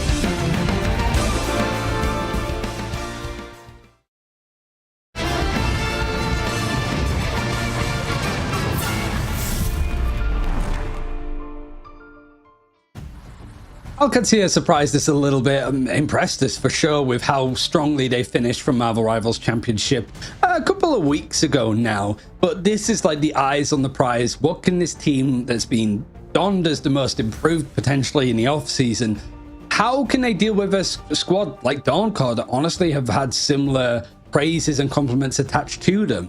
Now that we get to some of these other game modes that aren't King of the Hill based, though, Techa, oh, I can't wait to see some of the mind games that might come into play here. We've already seen that Dawncore have the ability to adapt correctly. They actually took it all the way to a 99 on point number 2 once they had adapted, but they took a little bit too long. It was too late. Alqadsiah were already able to retake control. If Dawncore can speed up their reaction time a little bit in terms of how Alqadsiah are playing, then I think there's a solid chance that we could be heading to a map number 3. But for now, Alqadsiah hold control as we head into our draft for Spider Islands. Once again, EMEA copying Asia and China. We're starting to lean a little bit more heavily onto the Tokyo map. What I would naturally assume is like, okay, yeah, Midtown and Yggdrasil's Path tend to be a little bit more bunker facing. And sure, Spider Islands is more known, I suppose, for these like aggressive spawn or holds, but you can't cheese it as much as some of the other like pure payload maps. Same with Araco to an extent, but you have a little bit more option there. But this might be just the picky poison approach, and when you look at the Mantis and the Strange being taken out by Dawncore, yeah, you can start to understand a little bit as to why. Starting to figure it out a little bit here. The Strange to prevent the reinforcements. Are Dawncore going to lock it in as the one-sided affair? Oh no! They lean more heavily into Magneto.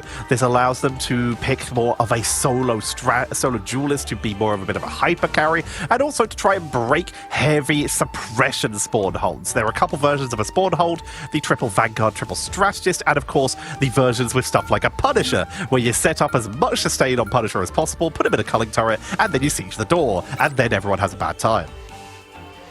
Adam on one side and then 3 bans in a row for Alqadsiah. I wonder what kind of characters they're going to be taking out, considering that we saw the likes of Jeff, Ultron, all been taken out, Luna too a little bit. Feels like if Dawncore are not careful, that if they want to run triple strategist, that backline is going to look a little bit somewhat limited. Are Dawncore going to protect the Jeff? They did run a bit of a triple strategist last time, but it was with Rocket. So now, do they protect the Jeff to open up the possibility for themselves, or are they just, nah, triple strategist ain't for us? They protect Jean Grey. The Phoenix enters the fray. Phoenix Psylocke is a composition that was really starting to dominate at the end of last season. So Dawncore perhaps leaning on something a little bit more comfortable at this early stage, but they do lose Emma, losing that combo with Magneto and potentially that Psylocke. Seems to be a main thing too, and maybe it's a little bit just like on the nose, but that Meteor M and Song Inferno throwing a bunch of damage at one spot and just breaking breakpoints no matter the healing up against the Comet Revival. I mean, this is where I wish Moxie was on the broadcast, because she could be like, if you manage to get the damage boost here, you'll be able to sort of break that healing per second that Comet Revival now gives. But it feels very much like Dawncore going for a straightforward and understandable enough strategy, but it's very coordination focused. That's the main thing that's tricky. And you're playing Ignite for the first time against a team that is a lot more comfortable and confident, and probably more coordinated too, because that's just what Alqadsiah are known for. I'm really curious to see how that combination of Jean Grey and Magneto is going to work. We will have to see. It's a one-by-one shot, as we have seen repeatedly. Are Dawncore going to go for this triple Vanguard, triple Strategist composition, as we saw that they lead a little bit away from triple Strategist when needed onto that first map? Whereas Dawncore, what kind of spawn break are they going for? Is it going to be just something sieging out the door, like say a Moon Knight or a Punisher or even a Squirrel Girl, combined with the damage boost from Storm or Mantis? Or will they in fact be going for something a little bit more aggressive, just try and go for the opportunity of speed that has been afforded to them? It's, you got options, and I think that's at least a nice thing that we've seen from the game so far, is just there's a lot of flexibility still to be grabbed. It's not just you have to run triple Vanguard, triple Strategist all of the time in these kind of game modes. You do have some like flexibility, and if you're good enough as a player, you can make that work. You see the Wolverine just actually dive in, trying to catch people by surprise, but he is kind of forced to dive out. Milfoy, one of the Vanguard players, actually trying to go for more of a cheeky grab onto Dawncore on this defense. He switched back over to the Emma Frost, and you've got the Moon Knight and the Storm set up from Alqadsiah, similar to what we saw from Citadel. I really like that. Trying to go for something that can try and deposition a heavy Vanguard on a spawn hold isn't a bad idea. We've been seeing a lot of teams potentially look at stuff like Wolverine to just try and separate people on defense and get some early pickups, but being able to just do that while you're next to your spawn door and then swap onto something more viable, extremely effective as Dawncore get melted. Alqadsiah, they've already built up the Hand of Khonshu. Storm is also at 69% already on that Omega Hurricane, and they begin their push with their 2-2-2. The pole play is going to come through. There's not really going to be an attempt for Alqadsiah to try to disrupt that, other than just stick the Hand of Khonshu on top of it, and that is, frankly enough, 3 people go down, whether they came through the door or not. I don't think Dawncore even had the opportunity to build up one ultimate, never mind use them.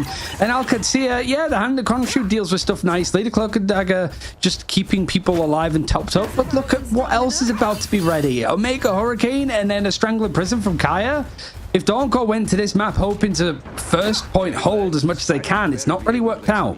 Invisible boundary as well, meaning that Omega Hurricane is going to be protected. An offensive Omega Hurricane, because they know they're about to swap off this Storm potentially right in the choke point. Harassment to the backline, but realizing that they are now separated thanks to a group wall from their team. They are forced to retreat without finding a single elimination. Straggling Prison, though, setting them up. Group wall, swinging the team in. 2 minute damage output is good, but the healing coming in from Dawncore. It's keeping them up. They lose Sapatic, they lose Tim, and it's another team wipe. Alqadsiah take control, break the point, and point one is already theirs. And honestly, they would look like they were going to swap off Storm, but okay, they do. But I was about to say, the 78%, are they going to?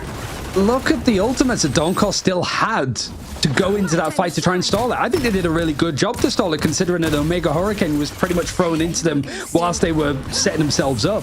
But you go down when you have a Strangling Prison, a Kraken's Impact, and a Meteor M, and it was literally just Treeman just got eliminated as he got that ultimate online.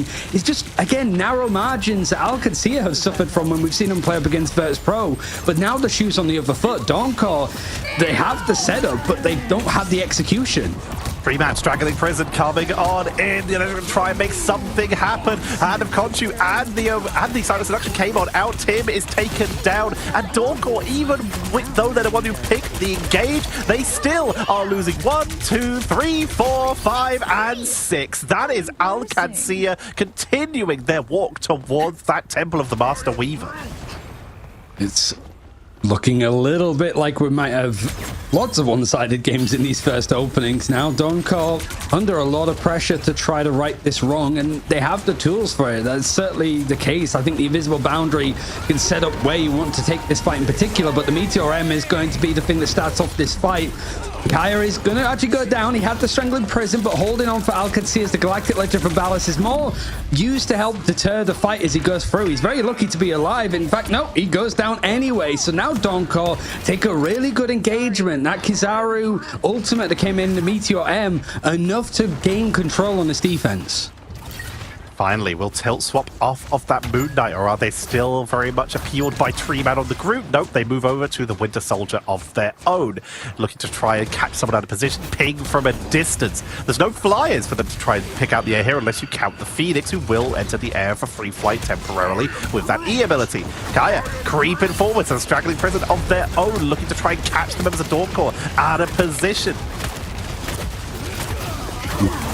It's the Groots versus the Groots, and actually 2-2-2. We don't have triple strategists for once, as the Eternal Bond is going to be the thing that starts that fight. More turning the players around from Alqadsiah, and it provides some space for Dawncore to just cut through. This is feeling a lot more comfortable. Now they found their footing. You could maybe say that it might be too late with the damage that's done. You don't get stuck on the first point, which seems to be the way to go.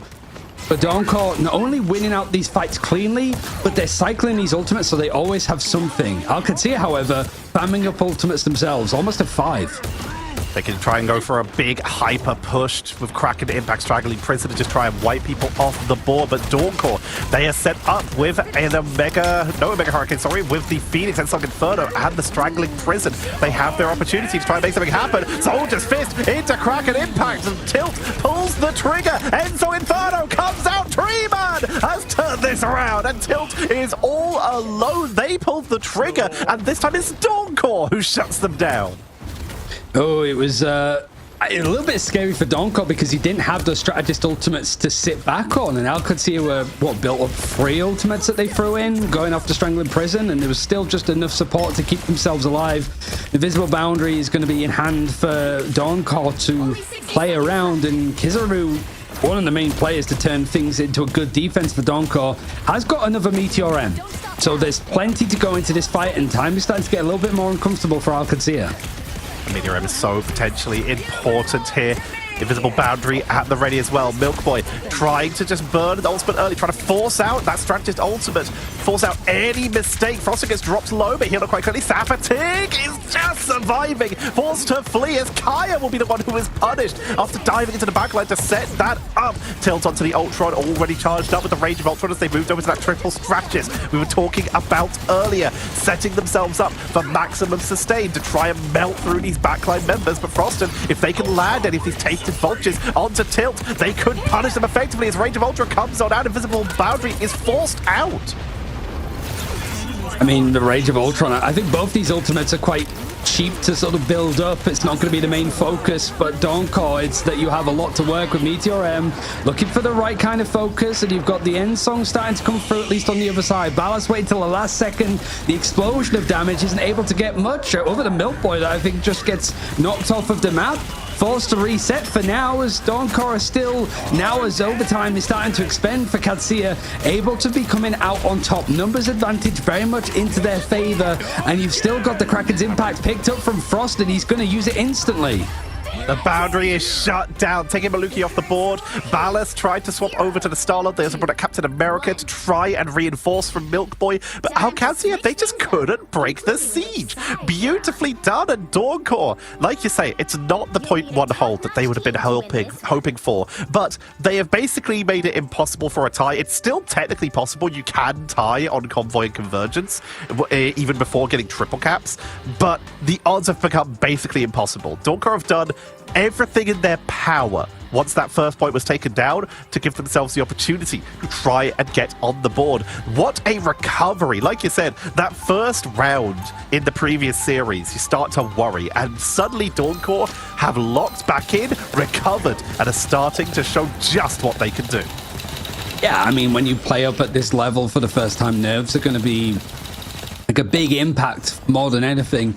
But as soon as the stuff that you've practiced and the coordination that you've been working on for a good amount of time, if you're Dawncore, as soon as that starts to prove dividends and you win some of these engagements against a good side from Alqadsiah, then you're going to start to really get things going. Things are going to feel a lot better.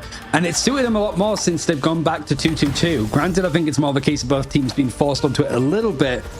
The problem, I think, however, is for Dawncore not being stuck on this first point, because that first point hold wasn't good enough from them. They need to hope that Alqadsiah make the same sort of mistakes. They'll be making their way out. Kaya up on the high grab. Ballast has moved over to the Adam Warlock. They do seem comfortable on triple strategist Alqadsiah, as we know. Here comes the Venom for the defense. Got to be careful though, as Frosted on the moon. They have chosen triple duelist to break it. Not even just going to rely on just the Storm and the Moon Knight. They want that extra Punisher as well for Sapatic. Is more just a sustain in this fight for Kaya. Like we saw it on Domination, and like it's taking too long to get a pick. But here, it doesn't matter if he gets a pick or not. He's just going to keep trying to stall out. You see him go down to low health, but he's able to get some of that overshield from his E ability. And he's still just making sure that even if Dawncore, they're starting to, or Alqadsiah even picking up a lot of these fights, that it's still being stalled out in the end. And Kaya's done a terrific job on the Venom to just not go down. And that's rough news for Dawncore. They are still going to try to just overwhelm this with DPS. Honestly, I think you abandon at least one of these. Sabotage perhaps off the Punisher, I think, to be swapped for that Winter Soldier again to try and deal with this menace. Venom, here comes the Conflict Yard Amplifier from Maluki. Meteor over to the backline. Finds Tim on the wraparound. And Alqadsiah continue to pick off the members of Dawncore till almost gets dropped but does survive. And they still have Karmic Revival, Ryan. They've got the team ups and stuff, not even looking where the Meteor M was going, and now Dawncore, it's a big step, it's that final judgment, and you start to see things working in favor. Bring back, though, for Lindstrom is going to Comet Revival everybody else back up, so even though that was a good fight from Dawncore, Alqadsiah pretty much nullified it completely. Dragon Prison comes on out, holds them in the doorway though, and it's the opportunity. Tree Man making it happen. Frosted, they've broken through, and the Karmic Revival is just keeping people coming back. Palace is the second revival. They do go down, but the members are still trapped in that same building, getting picked off one by one. The clone on the first revival was good. The second revival though is caught in the choke point, and Dawncore have found an opening. I didn't think that was physically possible, and it's also the low-key copy in the Adam Warlock Karmic Revival, so you have two in a row, so don't need to team wipe them 3 times in quick succession. Ugh. I need to sit down, like, oh, that's vile from them. But Kaya is just straight back into the fight. The rollouts are so good on this map, and he's good enough as a Vanguard to just keep being irritating. Dawncore have had some really clean engagements, but it's still not good enough, and the distance throws from tilts. It's just from downtown. Alqadsiah is still stalling this out. 1 minute and 14 to go. Frosted has a hand of Khonshu, but you might as well just reset. You're going to get focused down, picked off, leaping away. They go down. 1 minute to go. Dawncore, what do they have? They have Kraken Impact. They give up on that hand of Khonshu so that they can try and recontest this. They have Invisible Boundary, and now they know that it's all about the team fight. They are not going to be able to break through this with overwhelming Moonlight damage. There's too many flanks. It's all about one solid team fight without all of your ultimates. And how much of it is going to be Lindstrom getting away with a copy over onto Ballas? You've got one Karmic Revival potentially, so even if it's a perfect fight from Dawncore execution-wise, if you don't take out the right targets, it's not going to matter. And it might not matter if you're just not winning the fights head-on. The Invisible Boundary was just put on the cusp, which meant that Kaya could get a pretty clean fight over onto Sabotage that had the final judgment. That could have been the difference, but with 20 seconds left, he has to rush back. Yeah, at least Ballas goes down, but it's just that casual element of his kit being able to self-resurrect that means that now both Karmic Revivals could be ready and available for Alqadsiah now. Lindstrom has to burn it now because he's about to run out of that God of Mischief, so he just pre-drops it, facing the Abyss with 3 seconds remaining. Final Judgment is eaten alive. Sabotage falls, and now it's the slow trickle of members from Dawncore trying to reinforce. There's still another Karmic Revival on the side. It's as good as over. Ballas takes out Tim. Treeman gets Tilt. BRB brings back Tilt. Karmic Revival again. And Alqadsiah sit united on the point as Dawncore, one last portal, one last chance. Angela is picked but doesn't even make it out the door as Alqadsiah hold Dawncore and take the series in a 2-0. Okay, yeah, flat out, you can't allow having a Loki and an Adam Warlock on a payload map like this. That is foul. And then having to be and you've got Strange being banned out. Imagine if you had him still in there. That's just nasty. It's just you no time apart. You're basically always alive. But Alqadsiah, this is the kind of performance that you want to see from them. Actually, pretty much come out of the gate swinging, much like we've seen from the likes of Citadel and stuff.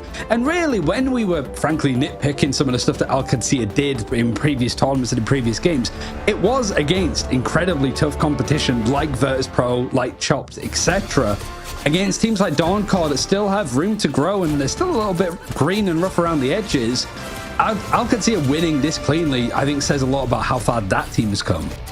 But we've got to say, the fact is, while it was a clean win, it's not due to lack of trying on Dawncore's side. They actually played insane. You were hyping them up, and for good reason. There were so many moments where they were able to turn that around. A lot of that, I think we do have to just give a big shout out to Treeman.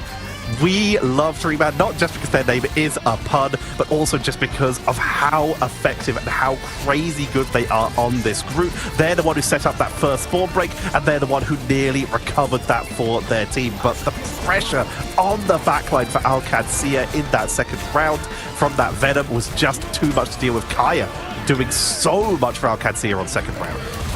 Yeah, I think for both these teams, it's almost the Emperor Palpatine. Like I'm watching you with like full attention, or best interests, I suppose, because it did feel like for both these squads, there's so much improvement already and playing up against each other.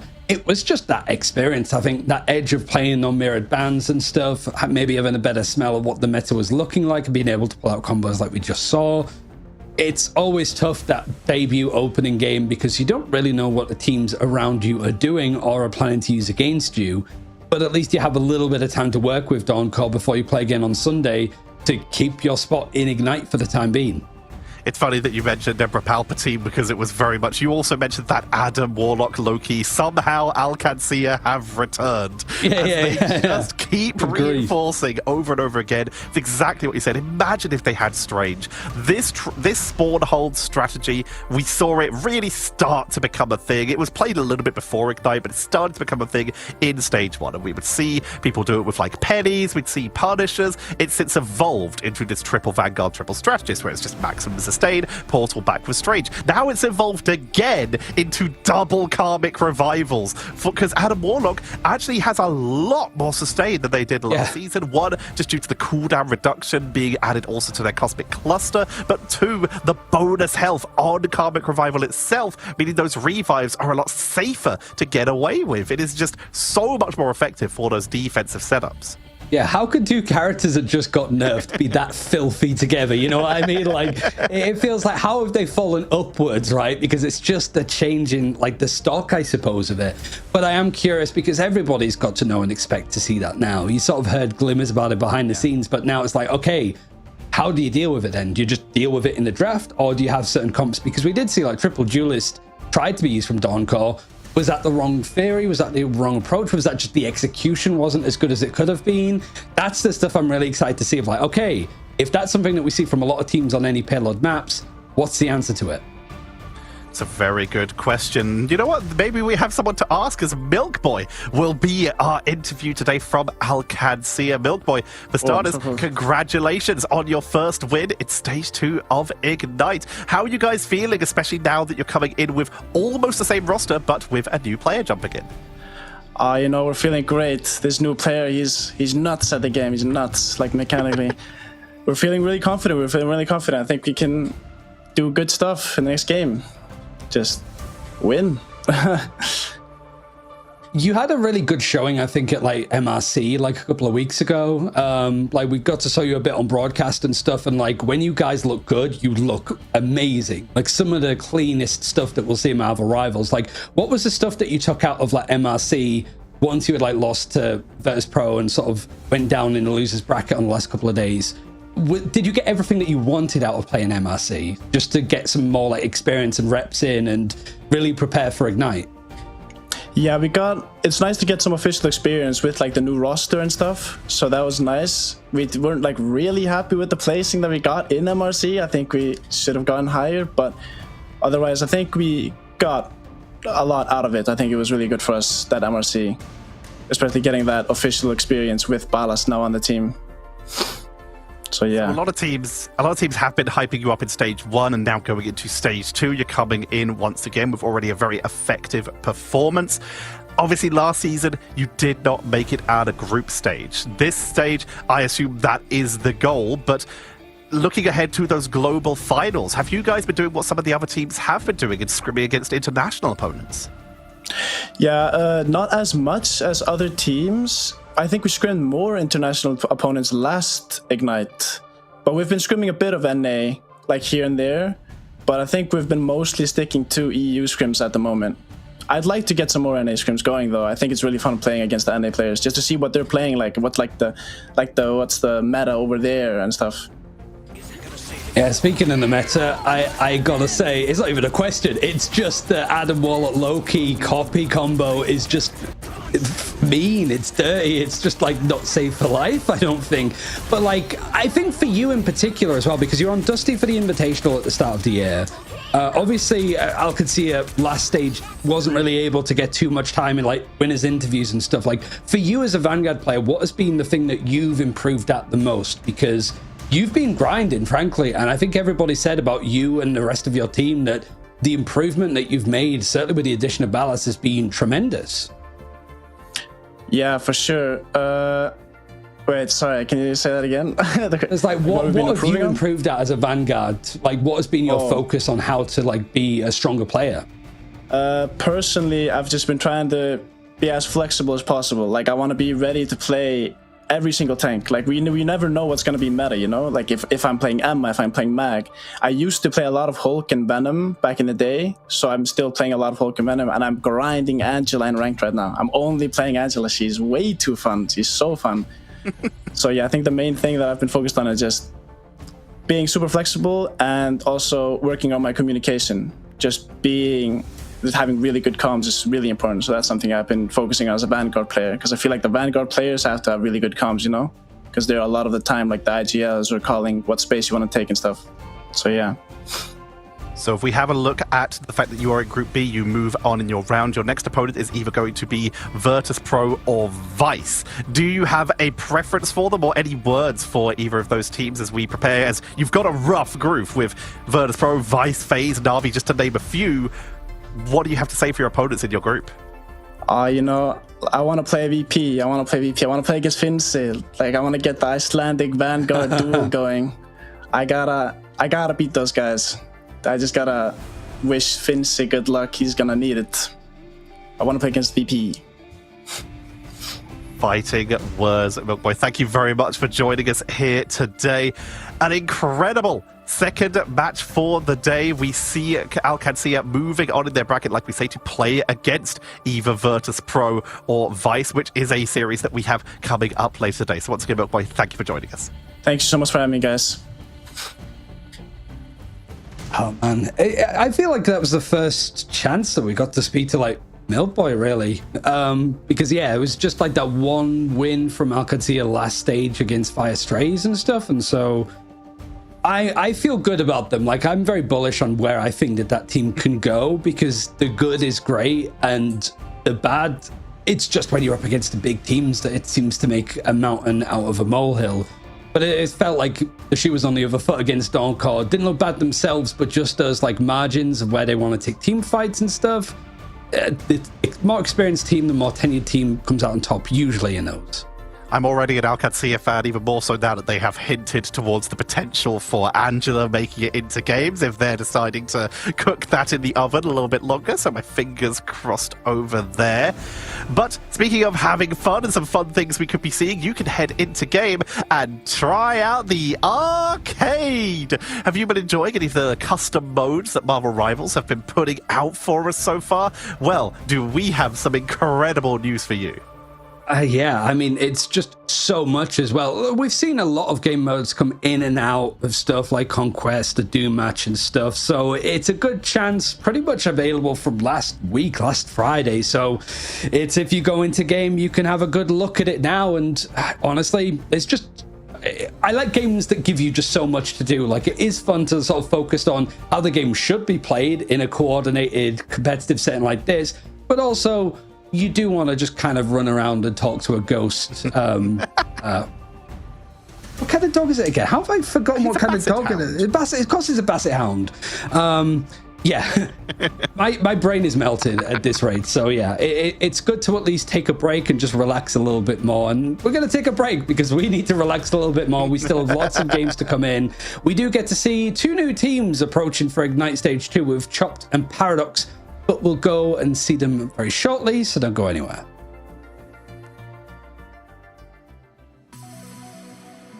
Welcome in, everyone. We have a very special interview here from former Rad Esports / Team 1 duelist Melio, and now on Citadel Gaming. Melio, how does it feel to be coming hot off of a win from the mid-season finals, now into Stage 2 with a whole new roster? I mean, it always feels amazing winning things like these. It's of course something I'm going to remember for the rest of my life, but it also feels amazing trying new options and exploring what a different team would feel like for the coming stage. Talking specifically about maybe the rivalry you guys had with Berber Patapim, but now Citadel Gaming, and now being on that roster, you guys knocked them out of the mid-season finals. Did this kind of help you get like an idea of their play style so you know how to mesh better with them now that you're signed with the roster?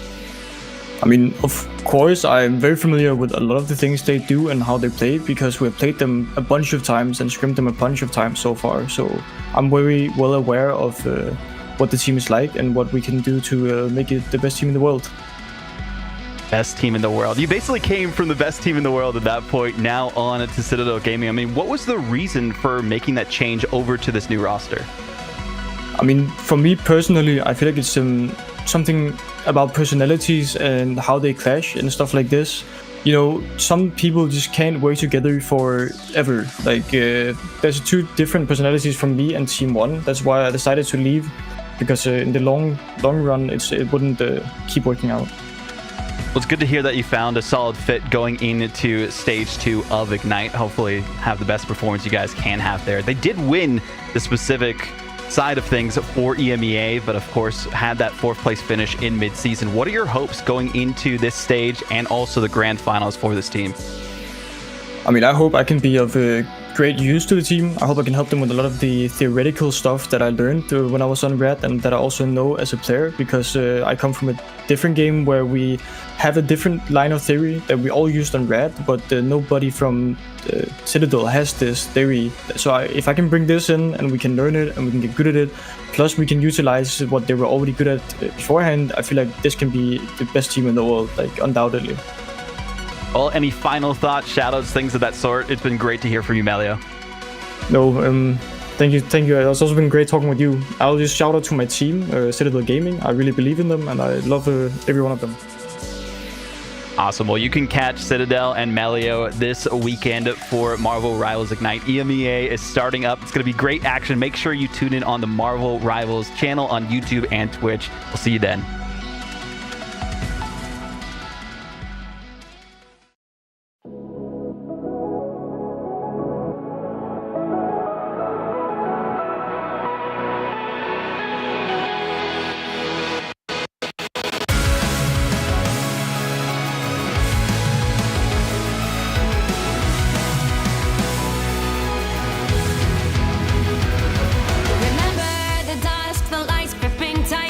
Trapping all those fighting souls, but yet across the world I see you standing in my way. And remember the time, the place we used to fight, like the sun and moon. And I wonder if ever there was a time that we were friends. The night has fallen, shadows looming, and yes, that time has come for me to seek you out. We are set now for our last reunion. Break the chains, find your way, come fight me.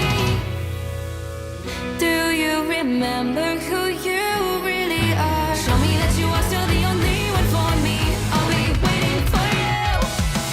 Blink and open your eyes, raising up your fists and smashing through time walls before the rift splinters again. The unravel till the end. Rise and open your mind. Hold on to your powers. No one can stop us. We are rivals till the end of time. We will flash, no matter where. We will fight, pushing across time and space. 'Cause you are my destiny to the end.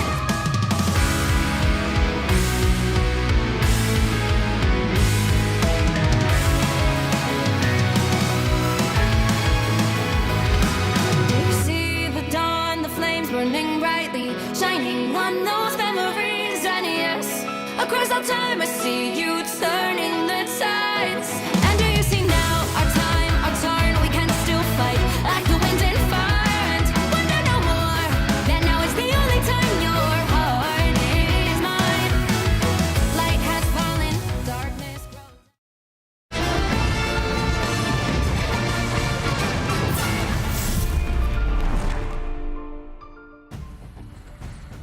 2 down and 2 to go as we are in our first day of Ignite EMEA Stage 2.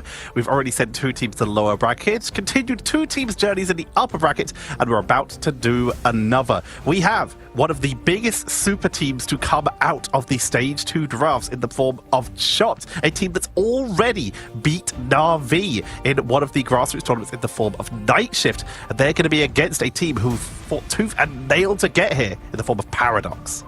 Yeah, I think a top 2 finish as well. We're Chopped as well from the Marvel Rivals Championship, and a top 32 finish, I think, that came in. So a bit of disparity with how these teams did in the most recent MRC, but it's still a case of like these teams have just started off in different positions, full stop. For Paradox, it is a statement made, I think, from the Saudi Arabia region. We've seen not only just them, but a lot more players from that region actually being able to qualify for events as like a full squad. And honestly, isn't too much to say from like previous games, previous experience. This has been the main focus, and they're all relatively young players. It's just one of those sort of love stories, I suppose, of a team that's been grinding through the championships and able to make qualifiers again. They've done exceptionally well to make it here, but now they are up against already one of the toughest opponents that we have seen.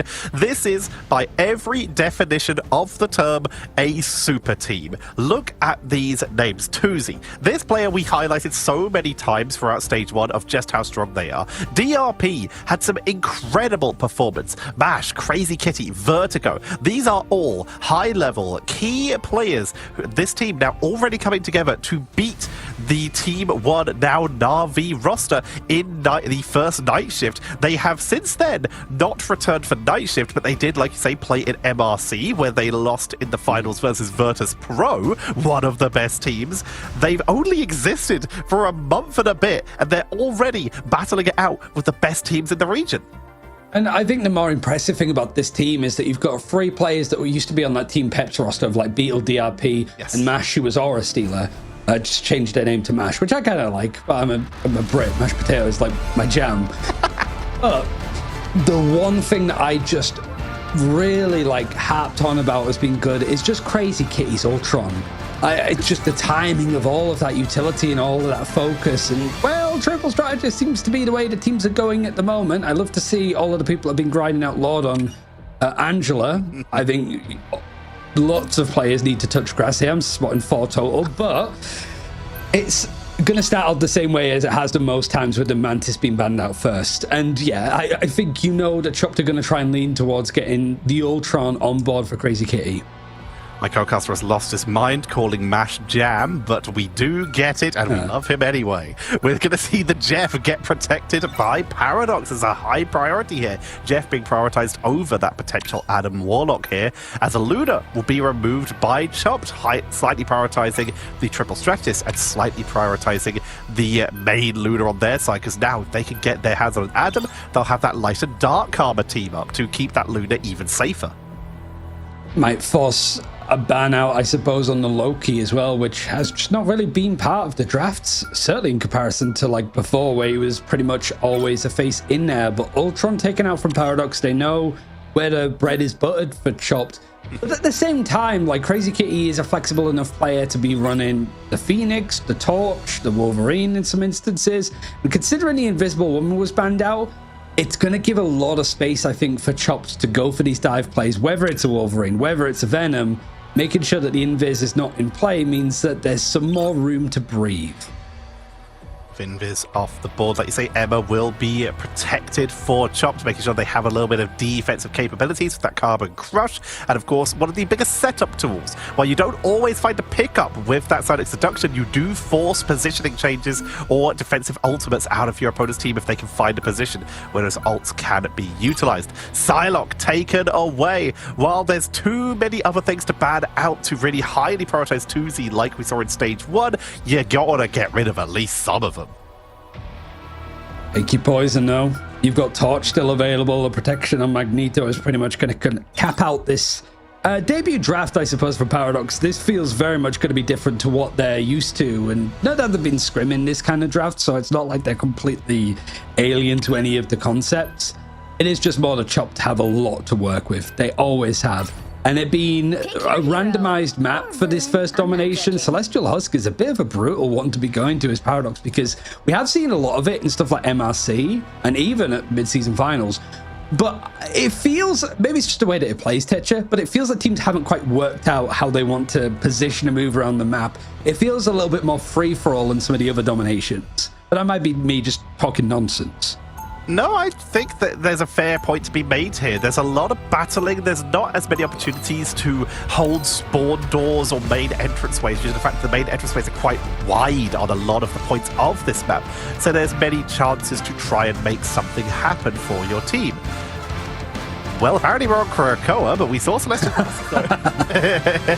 We're going somewhere. We're heading in here, but we were talking, just want to do a quick callback to what we were talking about earlier on.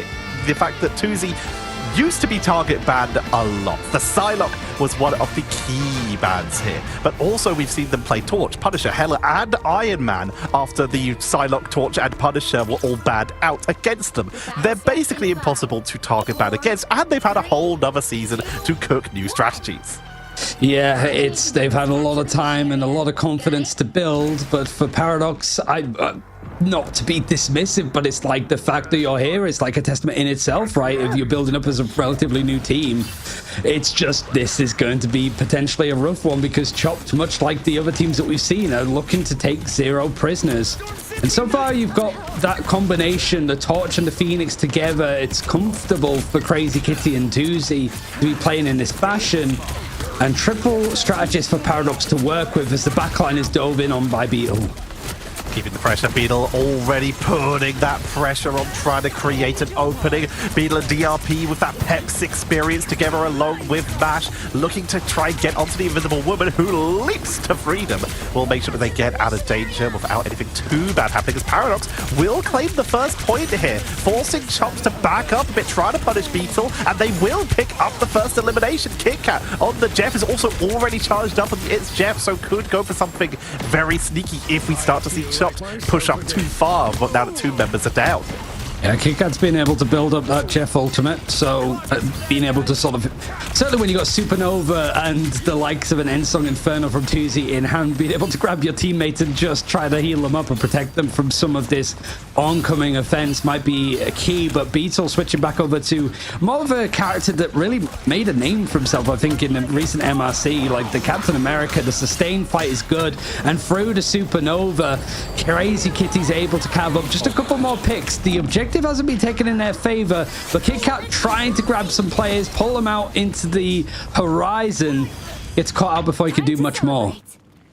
Very nicely done. Going to be taken down. I'm not entirely sure who lost the audio there, whether it's me or Ryan, but Beetle keeps the pressure, pushing round to the side to make sure that they can see anyone who goes in for the flank.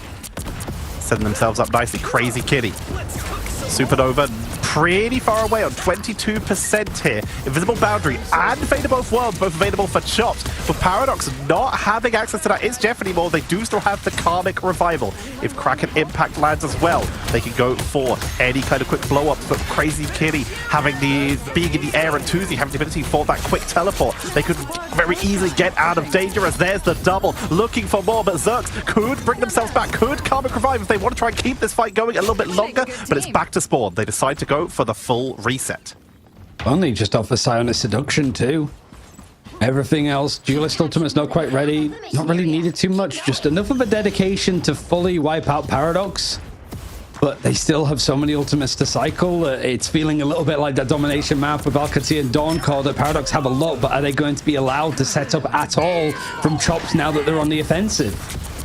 That is the question. Crazy Kitty trying to make sure that they don't have the chance to set up by keeping that zoning potential going. The Silent Seduction finds nothing. Beetle on the fly goes for a map heal to keep the stay going. Visible Boundary, keeping everyone slowed. Thanks to the new upgrade to it, making it very hard for anyone from Paradox to make their way forward. The Kraken Impact, MJD, reset 1, reset 2, Meteor M going into the backline. It does not find the target, but they're absolutely wiping through Chops right now. Paradox one by more. They take him down and reset the point. Really good fight from MJD and Paradox. It's hefty, I suppose, with the dedication. It's what 3 ultimates that were used in the end, maybe even 4, because I think it was Mangitsu that was starting off with the Psionic Seduction. But Chopped, 92%, not quite pretty much maxed out at overtime, but good enough if one good fight, if they can completely shut down Paradox and stop any of these portal plays from Strange come through, it might be good enough. You can see Beetle just trying to see if he can get into the back line and time stuff well. And him and Tuzi have been very good at diving onto the right target and taking him down before the fight's even started for Paradox. But right now, he's forced back. He's forced to get healed up. And the Jeff Ultimate's actually going to come through and see what they can grab. Took Inferno to try and blow him up. Kit Kat is fleeing, but once again caught before they can make it to the edge of the map. Mash with the Fate of Both Worlds is trying to keep the rest of Chop topped up. Karmic Revival finally going to be burned. Paradox committing to this fight as the point is flipped over. They need to make sure they touch. Banner needs to make their way down. They will go with the Magnetic Descent, but as such just immediately eat all the damage from Chopped. Keeping control with the Freedom Charge, keeping everyone sustained in this choke point. The damage out of a Crazy Kitty means this entryway is just toxic, as Chopped will keep control and hold the first point on Celestial Husk. Honestly, some pretty highlighting moments. I think for Paradox too, one thing to note is that like scrimbooks are something that I typically don't like to mention, but the general thing for Paradox has been like they've actually had some good results in scrims. Like they've been like surprising and impressive. So it's like, okay, fair enough, but this is Ignite, you know, big tournament, nerves are on the line, but there were some really nice team fights there. Like the focus, all of the coordination required for Paradox to take out some key targets from Chopped, it was there, and they won some really clean engagements. It's just that Chopped seemed to have a much better stamina pace of how they wanted to dictate these fights. The fact is, Paradox, like you said, they've been playing a lot in order to warm up for this, in order to just get locked in, and also they have a lot of experience in other tournaments, especially in Saudi Arabia. A couple of the players have been playing in mixed tournaments over there, Prime E-League as an example, in order to make sure that they have as much experience going into this as possible. Beetle continuing on the flank, as right now Chopped, they have already beaten the world champions. Now the question is, but lost to VP, the question is, where do they lie in these power rankings? So they need to make sure that this is a good first showing. And these are the kind of games that if you're not necessarily locked in, if you're too focused on going deeper into the bracket that you sort of forget to pay attention and respect this first game, you could definitely be left with egg on your face. And yet again, Paradox, because they had these ultimates going into the second point, using it with a good amount of pace. I really like this aggressive notion of how they want to fight, but unfortunately this time not able to get that first pick. In fact, it is just Crazy Kitty left alone in the sky. Look at his health bar. How much focus is realistically going on to him? Because right now he's just able to shoot down at the ground and nobody is looking up. It's Jeff. Finds nothing, absolutely blasted. Diamond Form shuts that down. The new Jeff Ultimate has been doing some really good work, leaving that healing point on the ground for their allies, but they just can't seem to find the target. So let's look at who can prevent themselves from getting caught by the It's Jeff on the side of Chopped. Captain America can in theory dash out of it. Mash is fast and also has the ability to fade at both worlds, which will prevent it. Diamond Form, Free Flight, or the Psionic Teleport for Tuzi. Crazy Kitty's in the sky. Vertigo has Double Jump. All of them have ways to get out of it if they keep at least one defensive ability. Got some switch rounds too. I'm not seeing the Emma Frost anymore, but is back on the Venom. Now, where's the dive going to go in? What target are you looking to focus on? Well, Mash is the Fate of Both Worlds, and it's not the first ultimate you're going to force out. In fact, as that dive came in, Silent Seduction, able to pull and uproot some of the players from Paradox, be pulled out into the open, and DRP's just good enough to make sure that he gets to commit onto them in lethal doses. Paradox looking a little bit more in free fall currently, I think, with some of these fights, has chopped to just kind of chopping them to pieces and got themselves up to 50%. But it's the fact that Ultimate's just again saved up. What happened to the first round? Paradox took control. They were able to get so many fights on the point. They've given up a Kraken impact on for that Star-Lord, but they just can't seem to find momentum. It seems that they're completely disjointed right now, making their way up to the high ground. Going to try a contest, take a flank, keep the pressure on. But like you say, Chopped have massive ultimate advantage. But Paradox aren't far behind, but they're also running low on time. It's where things start to look a little bit scary and where some of those like protocols and discipline can really fly out of the window, and you just keep looking at the elimination feed and it just seems to be all blue. The Resurrect's at least coming in, so Counter Revival is going to provide a bit more of the contrasting color, but not in a way that's going to scare off Chopped. 90% plus on the board now, and the Supernova, Fate of Both Worlds, Invisible Boundary all placed on top. Even with the Jeff Ultimate, you hear it in the background. It doesn't seem to be enough, as that might be a full stop from Tuesday over onto this first map. You've got the Galactic Legend going to be used from MJD, but it seems to be forced back. There still has to be people touching, and there goes the Star-Lord. You've got the stall coming in from the Venom, but it feels like it's just dying for time. Portal's coming in, MJD over to the Wolverine to try and make sure they can try and contest this. Kit Kat goes down, they were one of the main bodies, the Portal, allowing them to at least touch, but the body blocks, they step back through, they make it onto the point for the last second touch, but Magneto falls, the wraparound from the side, Wolverine is giving everything they can to try and buy them time on the point, they knock Crazy Kitty out of the air, but no one can hold the point for long enough, as Chopped will take the second point of Celestial Husk, and will take game number 1. I think we can all like watch back that one and go like, okay, that was maybe more like interesting and back and forth than we sort of expected it to be. But it was maybe just a case of like Chopped getting used to playing sort of today, a little bit slow to start, Paradox having some really like nice set pieces.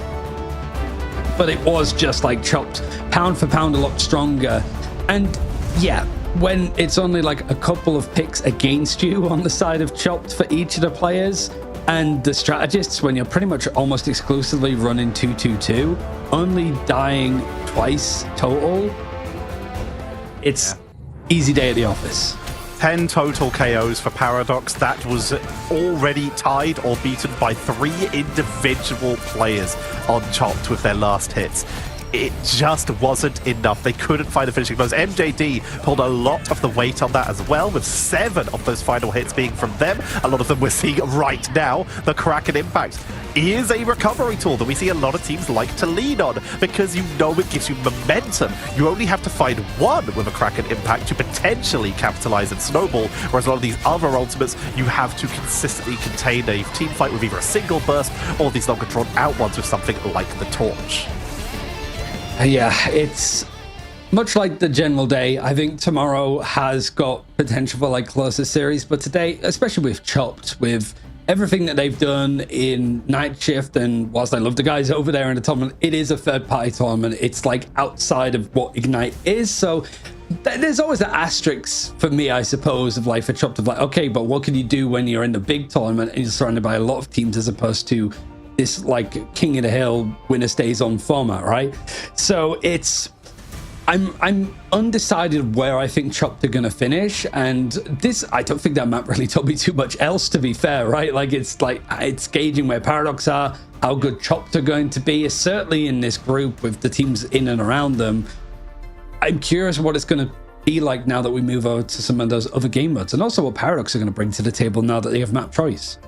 Paradox did really impress on that first round. The second one was a little bit rougher. They got the Kraken Impact, the early hold, and then the Kraken Impacts to reset, but they just did not seem to have that momentum long term. They took pretty good early fights, and then as the round went on, we started to see Chopped take more and more and more control. Like you said, it's going to be about where Paradox decide to take us in map number 2, and we'll be finding that out after this break. Don't go anywhere. We'll be back with map number 2. Hello, Rivals! My name is Diatonic, and I'm here with your results breakdown for the first week of action for the Marvel Rivals Ignite Asia Group Stage. To kick things off for day 1, Pacific MRC Season 3 champs Crazy Raccoon sank their claws into newcomer squad Incipients. They snagged a comfortable 2-0 win for themselves in the first bout of the tournament, with Crazy Raccoon's newest addition, NX, leading the charge. Next up, the sole representatives from Vietnam, OEG, took on Rocket University. OEG has some Stage 1 veterans on their team, and it showed here as they took Rocket University to school, picking up a 2-0 win. The last match of the day was another Group A showdown between Assemble Fire, who are returning from Stage 1, and Onside Gaming, making their first Ignite appearance here. But it would be the newcomers besting the veterans here, with ONG taking yet another 2-0 over Assemble Fire. Day 2 opened with a marquee matchup as the newly signed Asia roster of Zero Tenacity upsets the Stage 1 Asia Champs Reject in a close 2-1 series. Stage 1 vets XOXO01 were back in action against U-Winks, a new team formerly known as Ravati. It would be XO picking up that one with a clean 2-0 sweep over the newcomers. Gen G's new roster made their debut on this day as well, picking up a solid 2-0 win over Down Payment to kick off their Stage 2 campaign. Crazy Raccoons NX continued to impress on day 2 as they took on a Symbol Fire. They played a bit of an unorthodox game, but it was that outside-the-box thinking that delivered Crazy Raccoon another 2-0 win over a Symbol Fire. Rocket University and Zero Tenacity kicked things off on day 3, with Z10 picking up a 2-0 win after their upset over Reject the day before. Incipients was still on the hunt for their first win in Ignite as they took on Onside Gaming next, but ONG would take the win on this day 2-0 as well. The defending champs Reject were back at the plate next, battling Vietnamese squad OEG, a match that Reject would win with a shutout on both maps. And for the last match of that day, Crazy Raccoon had their third matchup, this time against XOXO01.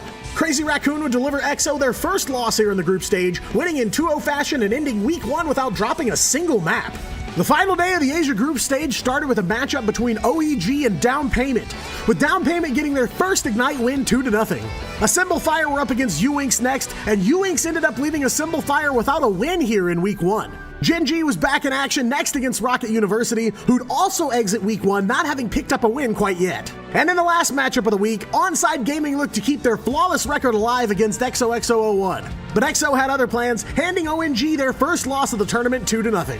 And at the end of week 1 of the Asia group stage, Crazy Raccoon emerges as the frontrunner with an astonishing 3-0 record. In Group A, XOXO01, ONG, and U-Winks are still in the chase for the playoffs.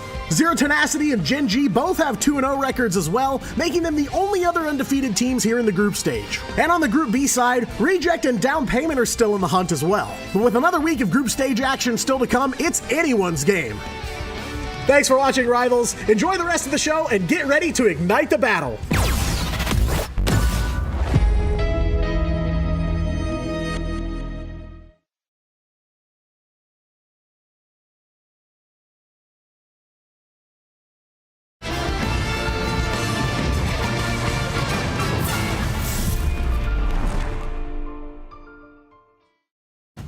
Welcome back to Marvel Rivals Ignite Stage 2 for EMEA. First and foremost, gotta say, round of applause for the ad break content that we've been getting from Vaudable and co.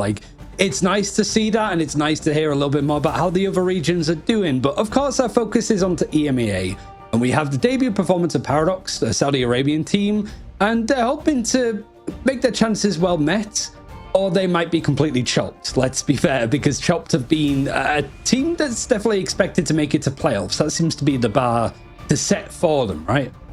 They've had some incredible performance. They are actually also played against Alqadsiah in the night shift. We already talked about it being a more money match style tournament, but that was a very close series as well. So we're starting to get the power levels start to balance out a little bit. Chopped so far have beaten Na'Vi, got very close with Alqadsiah and lost to Virtus Pro.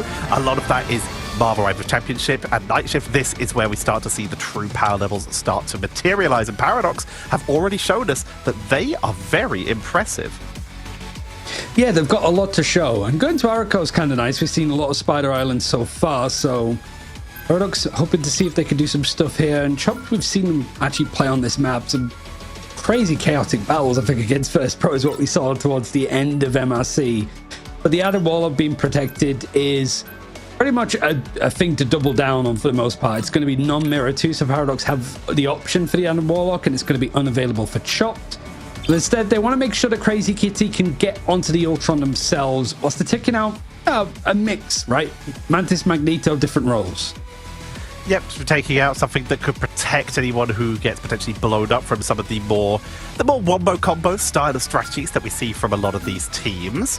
There goes a Luna removed by Paradox, giving the one-sided Adam, and not potentially a one-sided Luna for Paradox, as Chopped have more than one opportunity to remove it if that's the path they wish to take.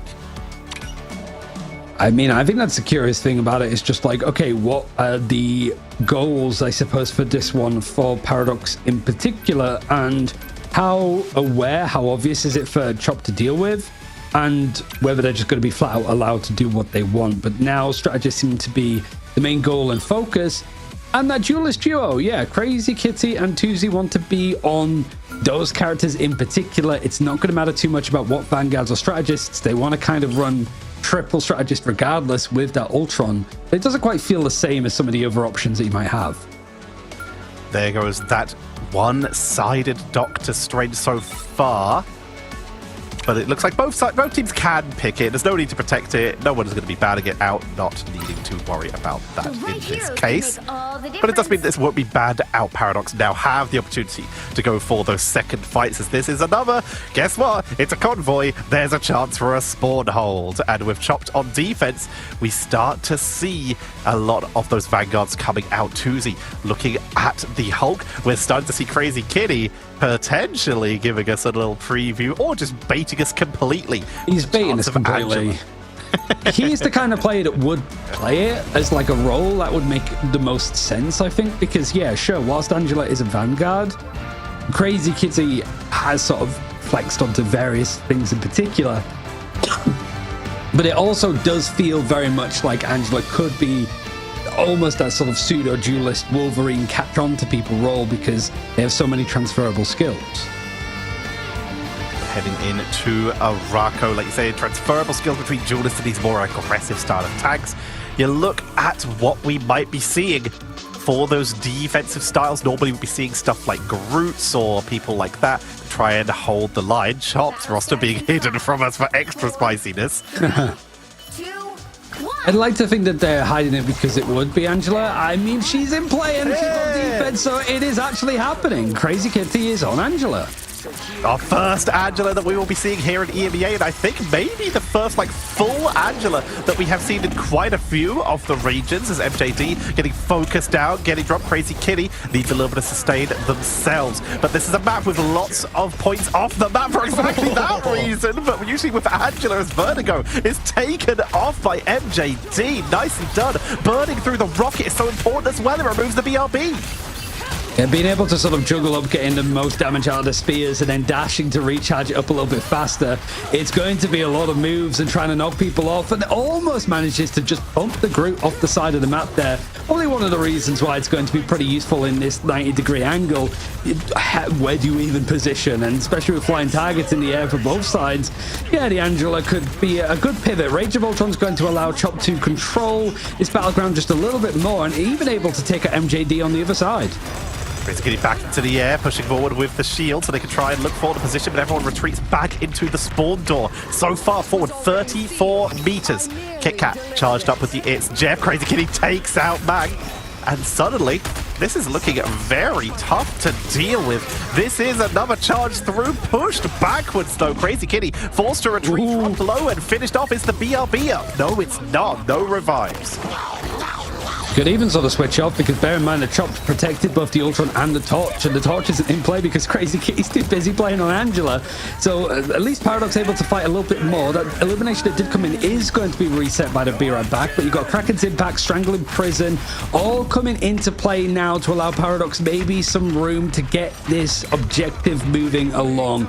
You've got an Eye of Agamotto from Beetle. The health pack is in the perfect position for him to work with, and it's almost suppressive fire from DRP. The Meteor M creates some space to protect his fellow Vanguard, but also gets a pick at the same time.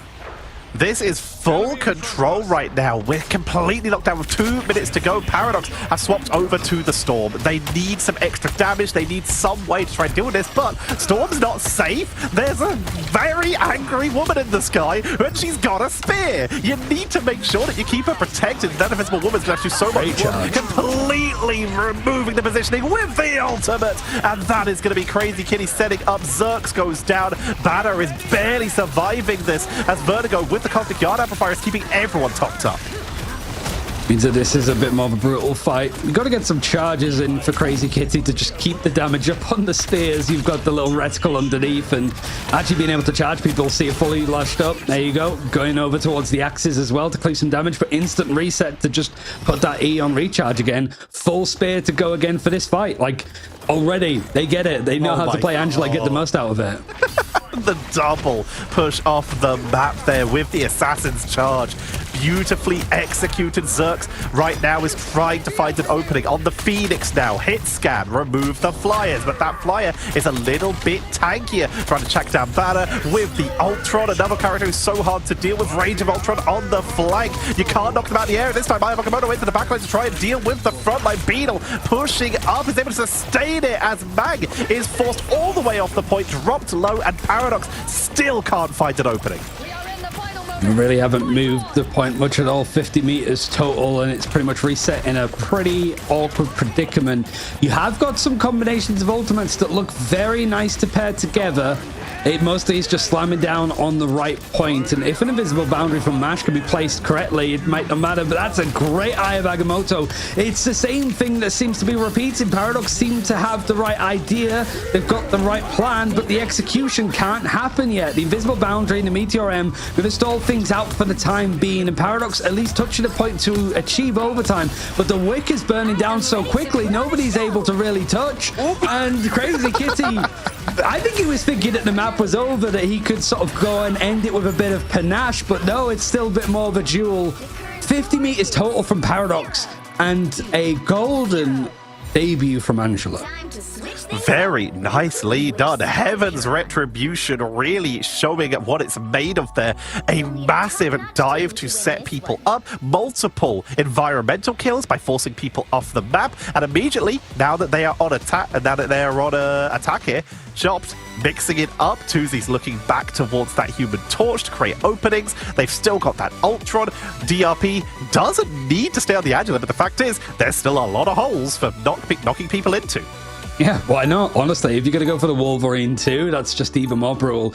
I think of, you know, that William Dafoe like lighthouse meme where he's like looking up at the sky? That's just playing up against like Angela and Ultron, right? And you still have the option to run the torch too if you really, really want to. It's hard for Paradox to just be able to deal with that, and especially on this map, like, sure, it doesn't feel like as egregious with the stalling as Yggdrasil or Midtown, but that first 90-degree angle and then that just the environmental hazard of falling into the abyss. Yeah, good luck dealing with that when you've got characters that can charge and fly you off the side. Like, you chose this, and Chopped is certainly making it count. I feel like this is actually extremely effective against triple Vanguard holds. And here's the answer. Thank you, Mag, for bringing this up for me. This is the thing. The thing is crowd control immune when it comes to being displaced. They can be stunned but can't be displaced. They ground people by either leaping to them and knocking them out the air, or with their Yati Street charge to just try and hold people who are close to the ground. The thing might be the answer to try and stop stuff like this happening. And Chop, they are not on the Angela, which means it's now going to be targeting onto Tuzi and onto Crazy Kitty to try and knock them out of the air. Yeah, change up really, but you've got kind of like a mixed match of like a comp. You've got double duelist, but still this triple strategist, and then it's Invisible Woman, Loki, and then Ultron. It's a weird mix of DRP, just solo Vanguard over on the Magneto. But it's not really like you have to push it far. You've already got 1/5 of the way, but it's how well you can get around this corner. Taking out one of the strategists in the backline, though, before they can build up that ultimate is going to do wonders for Tuzi, and you can start to see the rest of Chopped making it work, and that payload is starting to truck along. 25 meters left. Is anyone there to touch it? They need to have someone on that point to hold it. Quick delays coming in from Adamu, who's forced to revive to just buy any time they can to give Banner time to bring that portal out. Can they reach it through the door? Yes, they can, with just a quick second to go, but Crazy Kitty is already set up with the Rage of Ultron. And oh, a lovely delivery of flashbacks directly to the point with the regeneration domain, with the supernova. It's just stepping out of the spawn into the other Karmic Revival to try and buy any extra time they can to just reinforce people, to get anyone here, any reinforcements, any delays. Zerx has given all they can, but no one from Chopped has even taken down. That is going to be a solid, convincing map number 2. It's tricky. There's not too much you can do with Chopped, and they're allowed to just have that freedom. They're a team that I just think like very vibes-based in their approach. If things are going well, they could beat even some of the best teams in EMEA. But maybe just against some of the ones that have a bit more structure, they can sort of fall into issues. Beetle, 27-0, didn't go down once, gets the MVP on a character that's not even part of his role because he ends it over on the Wolverine. 27-0. insane performance. Absolutely gorgeous. 11 of those 27 KOs were final hits as well. 15k damage, just 200 less than Tuzi, who had the highest in the game. This was a beautiful showing by Chopped, showing exactly why they are considered one of the scariest teams, not just because that they are made up of such good players, but because they have been working together to create strategies like this, where they can break sieges, where they can create a defensive siege of their own with displacement. I mean, we are going to be seeing lots of clips of that crazy kiddie play. Yeah, I mean, I think it's definitely one that, like, it'd be nice if we could get the VOD, you know, because it's on a different client, because I think everybody wants to watch exactly what he did. It showed a lot of the strengths that Angela has, sure, but I do think, like, the context of, like, this is one of the top, maybe top 4, top 5 teams in EMEA going up against a squad that finished top 32 in MRC, qualified based off of that. It's like, can this work against Citadel? Can this work against Alqadsiah or Virtus Pro? That much leaves me a little bit to be desired, but it makes sense that Angela would naturally sit in nicely with that triple Vanguard, triple strategist that we see on these payload maps. Just beautifully executed. We saw just massive displacement. This is a job that might usually be left for Wolverine, as we do know, but or on this map in particular, Emma and Invisible Woman, and they mostly find their use once you're around that first corner, because that's when people are close enough to the pit to knock them in. Angela does not have this problem. She has wings. She does not care. Seraphic saw her passive, which just allows her to fly constantly, combined with that Assassin's Charge, means just yoinking people out of their position and taking them to all of the wonderful off-the-side parts of the map that we don't normally see people knocked off of. Yeah, fully charged spear knocks you back as well a little bit as well, and then you have to leap forward with the axes, so options for sure to just be frankly mean as hell if you're Chopped, but I think that's kind of what you want to see. Some, it's certainly like day one options, that there is that variance. We're going to be speaking to Chopped hopefully very soon to ask them a little bit more. I think the general thing is, like, is there merit to it, or was that sort of you almost going, we can get away with pulling out the Angela? Because there is the element of, like, if you know that there's a lot of stuff that you could do with this new character, why would you show it now when you can maybe save it for later on in the tournament? You know, there's plenty of stuff that I'm wondering why Chopped have gone about it this way. It's a very good question. We have an interview with the coach, so we can actually ask them that exact question. So I will leave it over to you to ask the first question here. Introducing Dennis, the coach for Chopped. For starters, thank you for joining us. Ryan, take it away. I mean, Angela, was that more like something that you wanted to show that there was value there, or was it something that, because the first map went so well for you, that you thought, yeah, we can show a bit of Angela? Like, how valuable is she going to be, you think? Well, you can hear me, right? Yes, we can. Yeah, hi there. So, in terms of Angela, we kind of discovered her a couple of days ago, I would even say. Like, a lot of teams been showing it in scrims, and we were kind of sleeping on her in the beginning. But I feel that is a very strong character, especially when on spawn hold maps people are banning a lot of tanks and stuff, right? So she's very mobile. She can kind of take a lot of resources and survive while doing this. So she's not very static, like staying on the map, you know, especially when people are doing a lot of high damage comps. You know, it's kind of like a torch in a sense, that when she flies around, you know, like she gives you a lot of attention grabs, you know, like she's grabbing attention, but you can't really kill her. And she disrupts their setup, right? Like she can push people in, like push people away, especially on this map. If it goes a little bit further, she can push people off, you know, like it's a lot of value from a hero. And I think she will definitely be seeing a lot of more gameplay even on other maps aside of spawn camp, but for now I think she's like just a strong pick for like a spawn hold map or like spawn break. So let's get to know the team in general, because obviously you are a newer team made up of familiar players. You've got players like Peps, you're in Kanda, All Business, Blood Carry Judo. How did this team come together in this form, and how did you get involved? Well, I was kind of the last addition to the team, so I can't really say how they got together. I think the core of DRP and Beetle, they kind of disconnected from Peps, and they were trying to do like a new roster. I'm not really sure how they got together, but I got brought to the team by Vertigo. He's like a long friend of mine. even from the finals days. So yeah, I kind of got introduced. We did a small tryout, and it instantly felt like it's a good match between me and them. So yeah, and since then it was like a smooth sailing, I would say. So how long has it been since you've joined? It was first days of August when I joined. So what, like second month, you know? Basically like 2 weeks after the roster came up together. Yeah. I think because you probably have been watching these guys play with like Peps and stuff, it feels that this team individually has just glowed up a lot. Like it just, for Peps they were decent, but I feel like this is the best that we've seen like Mash, DRP and Beetle all play. And then you've got people like Crazy Kitty that were on Blood Cariudo that did okay, but like looks really good on this roster. What is it about this team that has brought the best out of pretty much everybody? I would say, like, you know, when this idea of like team building and like when you're building a team, you kind of want people to fill the gaps of other people's maybe like weaker sides or something. And I think these particular 6 players, they feel all of the gaps needed together, and each player just brings something to the table.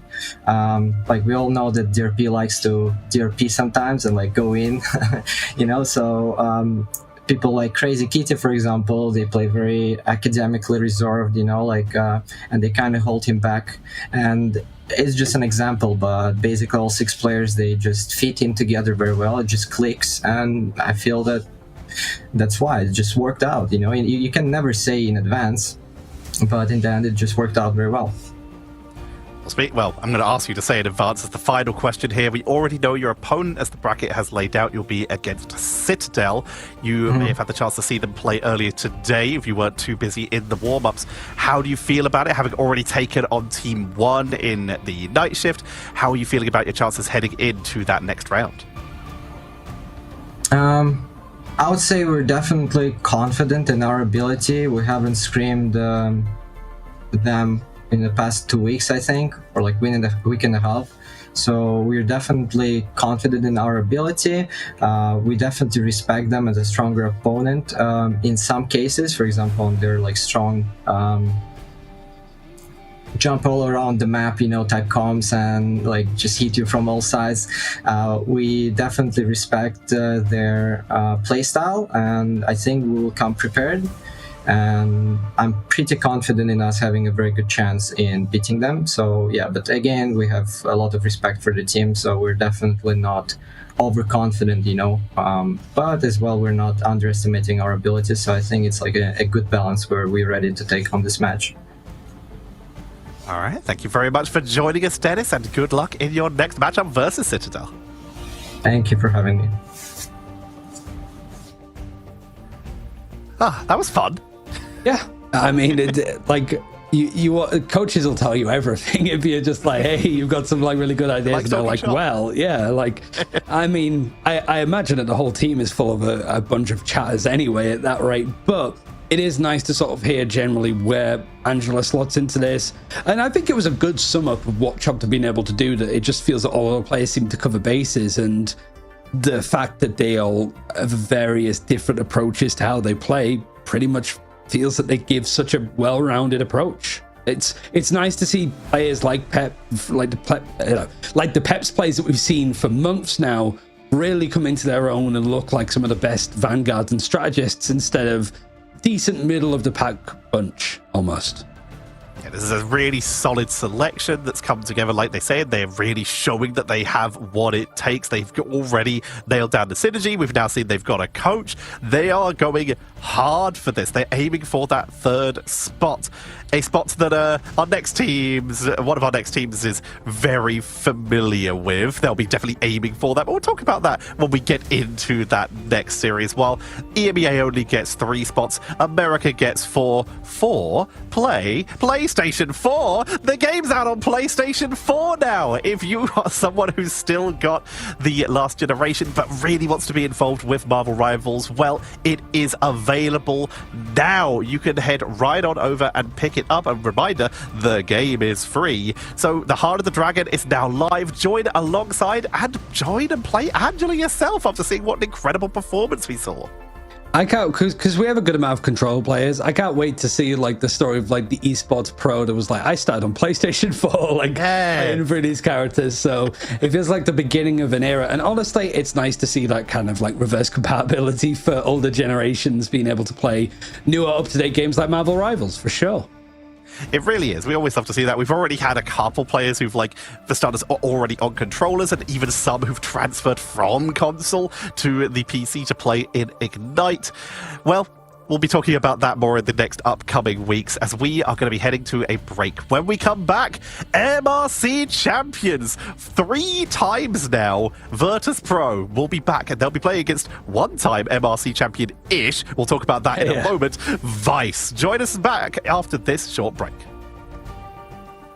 Hey Rivals, Tetcher here with just enough time to give you a quick recap of Week 1 for Ignite from China. The Chinese champions and 5th to 6th mid-season finals places over Ultra Gaming opened up day number 1 versus X Team with a pretty clean 2-0, not dropping a single point, leading on their triple strategist lineups. Try Again and Fist were up next. While this was a little closer than the previous series, the end result is all that matters, and Try Again were able to take another 2-0 after they repelled the final push from Fist in the Bars Temple section of Hall of Dajalia. To round out day 1, Liandong Gaming returns after a top 8 finish in stage 1 to play against Ashian Long, where the Vanguard player Kurisu was able to play against their team from stage 1. The move, it seems, paid off with a 2-0 for Ashian Long, only dropping 1 point to LDGM and stopping their final push with just 66 centimeters to go. Day 2 started us off with Dream Plus Esports Club taking on Zhongyi Ji, who were looking for a redemption run after their last place finish in stage 1. But they couldn't find it this day, with Dream Plus, a super team made up of players from eHome and SLZZ, taking a 2-0. Match 2 saw Fiat Lux Esports Club look to build on their 5th to 6th finish from last stage, and they started off strong. With some great Starlord play and even the appearance of Moon Knight, they dispatched V Esports in short order, making yet another 2-0. Our third match saw Iconics, the former stage 1 third place team Taiyun Gaming, versus newcomers in the form of Aura Farmers. Aura Farmers showed they weren't here to mess around, but the experience of Iconics won out in the end. With both maps going to a 2-1 score, the whole series was a 2-0 in favor of Iconics. Over Ultra Gaming were back in action for Group A versus LDGM, who wanted to try and get on the board, but OUG didn't drop a single percentage point on Celestial Husk, and with the sharpest hero Blade were able to slice through the efforts of LDGM on Symbiotic Surface, holding the final point and taking the series in a 2-0, continuing their run of dominance. Day 3 began with ZYG once again looking to do what they couldn't do last season and get a series win, but Fist squared up for the fight. Krakoa went to ZYG, Central Park went to Fist, taking us to Spider Islands for our first map 3 in China. A storm on defense was too much for Fist to weather, with ZYG riding the wins to a 2-1, taking their first win in Ignite 2025. Next up, Ashian Long continued their own run versus X Team. It was another Spider Islands game after a dominant game 1 for Ashian Long. While X Team were able to get 2 points pushed, the Master Weaver was just beyond their reaches, as Ashian Long were able to push past them into the Web of Life and Destiny and grab that 2-0 series. Dream Plus and Try Again were next up to bat, and while it seemed close at times, the score is what's important. With Dream Plus's Namor able to repel Try Again one too many times, even a last-second portal wasn't enough, as Dream Plus's Loki stole Try Again's Fate of Both Worlds with God of Mischief, giving just enough sustain to close out the series in a 2-0. And once again closing out the day, Over Ultra Gaming showed just why they are the champions and considered such a global threat, taking another perfect map before holding at Yggdrasil, allowing Wenzhuian's Emma Frost to dazzle the members of Fiat Lux Esports Club. The second map was insanely intense, but the 2-0 for OUG is a result we are getting rather used to. Day 4 saw Aura Farmers try to take their first series win versus Try Again, who themselves looked to recover after their loss to Dream Plus. Aura Farmers took round 1 after everyone from Try Again stepped off the point, allowing for overtime to lapse on Celestial Husk. But they tried again, and broke the 3 Vanguard 3 strategist hold attempt on Yggdrasil Path, with the classic Moon Knight Storm Squirrel Girl combo to open up point 1, carrying that momentum on to evening up the series, taking us to Symbiotic Surface. where Mobkafat on Psylocke proceeded to get 46 KOs, with 27 of those being final hits, securing the first Ignite Series win for Aura Farmers. Something was in the air on day 4 as LDGM and V Esports went the distance. Omos Magneto secured a win on Burning T'Challa for LDGM. Several insane Karmic Revivals secured V Yggdrasil Path, but solid targeting of Baby No Money, not the singer, secured LDGM their first win in Stage 2. Our third series broke the 3-game streak as Aconics held fist in their spawn on Burning T'Challa, and thanks to a last-second portal from ASDFGHJKL, held fist on a 3-0 on Spider Islands, taking the series in a 2-0. And finally for this week, we saw Fiat Lux versus the currently undefeated Ashian Long. This match was fantastic to watch, back and forth from start to finish, but on Central Park in Dracula's throne room, Fiat Lux were able to keep Sora's Captain America off the point for just long enough to cross that finish line, breaking Ashian Long's undefeated streak and taking the series in a 2-0 in Group A. As such, at the end of the first week of play, OUG sit at the top of the table in Group A, undefeated with both V and X yet to get a win. While in Group B, Dream Plus and Aconics sit at a 2-0 score, but that will be ruined when they face each other in the last match of Day 1 in week number 2. Fist have 2 more chances to get on the board, but with one of their opponents being Dream Plus, they have their work cut out for them. That's it for China Week 1. Enjoy the rest of your games, and remember to ignite the battle.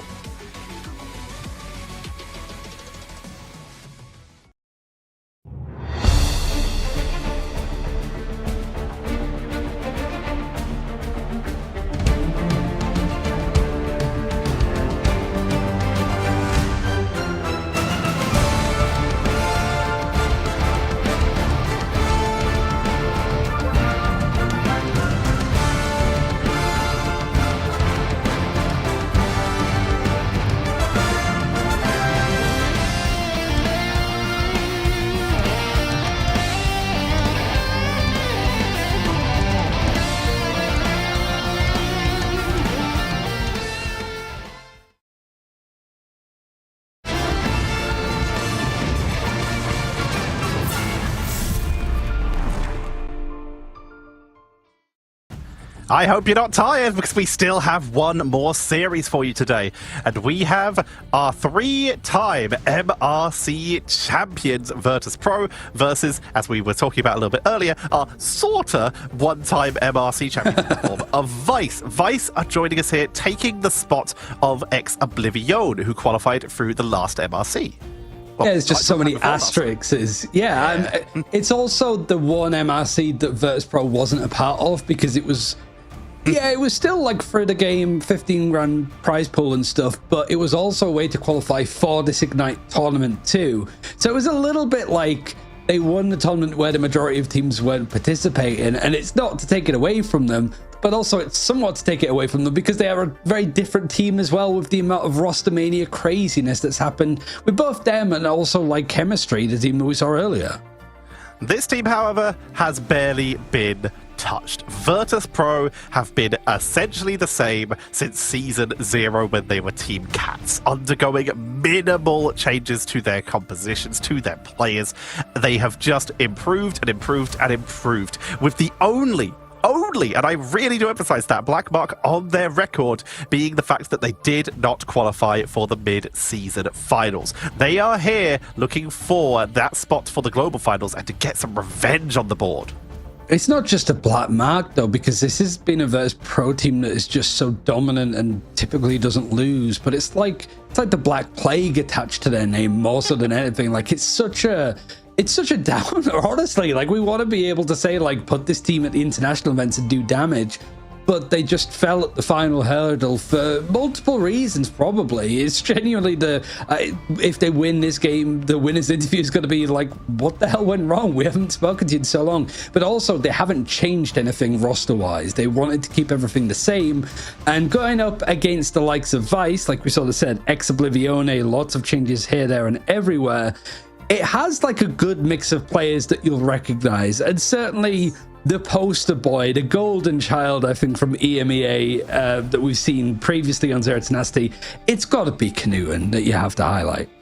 Gnuten has been a legendary player on that Zero Tenacity roster, like you say, the team that came in the top 4 in EMEA, just behind Virtus.pro. He's now back for even more. We're actually going to break down even more about these players because they have been around the block. This is a very experienced team with a couple bits of new talent coming in here. Gnuten, we already mentioned. Zero Tenacity, extremely powerful.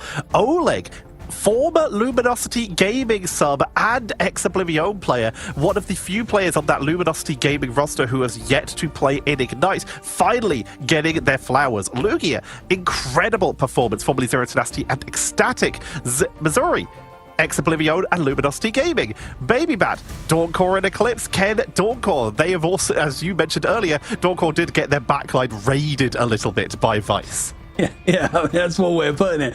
But yeah, it's like players like Gnuten and like have been just pretty much came out of Ignite Stage 1 spawn doors swinging with some of the stuff that we saw. But I have to give credit to like Lugia. Like they were just a player that impressed me when I watched him in Stage 1, and even I think the Invitational as well with Ecstatic, but just he really feels like he's coming to his own. And then, you know, Dawncore, we said a lot about them, but that backline strategist being pulled away from Dawncore and added onto this team, like there's been a lot of things to highlight, and certainly there's a lot of what like Baby Bat, what she could provide for the team and what Ken can as well, to the point that Vice were like, we're taking you with us now, you're ours. Vice came in, like you said, there was a little bit of the roster apocalypse trying to find the right lineups, but the fact is they've come out golden. All these players have experience, they have potential, and there is a very good shot in for them. But what a first draw, Virtus.pro.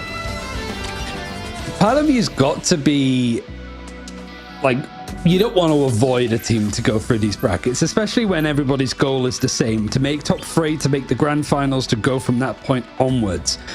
But the one thing is, Virtus.pro are exceptional and have never lost in mirrored bans. It's this draft system that I think screwed them over the most. It took a while to adjust. Maybe because they were stubborn to try to pigeonhole their way of playing into a system where a lot of people were exploiting the meta and taking out strategists. So this draft is going to be very interesting. All of the teams are watching to see what Virtus.pro's about to do here. Emma's going to be taken away by Vice. The Ultron already removed early. We're once again highlighting a lot of these triple strategist heroes as one-sided Ultron available for Vice. Jeff available for Virtus.pro. They could, in theory, ban it if they want to one-sided Jeff themselves, but with Ultron already on the board, is that where they wish to go with this drafting style? It could grow as a couple of areas to just pull people off the map, but I mean, they're just going for some of the other options. When you have such a focus going on the one-sided Ultron, Virtus.pro going, okay, they're going to want to try and play triple strategist. We're going to take out all of the strategists if we can. But now that this ban comes in together, I'd imagine that it would probably be that supportive role that keeps getting hit. Maybe some of the vanguards, and yeah, Emma Frost at least going to be taken out, so it's not available on either side. Both teams banning Emma, both teams banning Mantis currently. One-sided Luna available for Virtus.pro, but with the opportunity for Vice to take that away in the final ban phase if they wish to. They're going to protect the Invisible Woman with Luna removed. They want to make sure that they have one of these big healing output characters.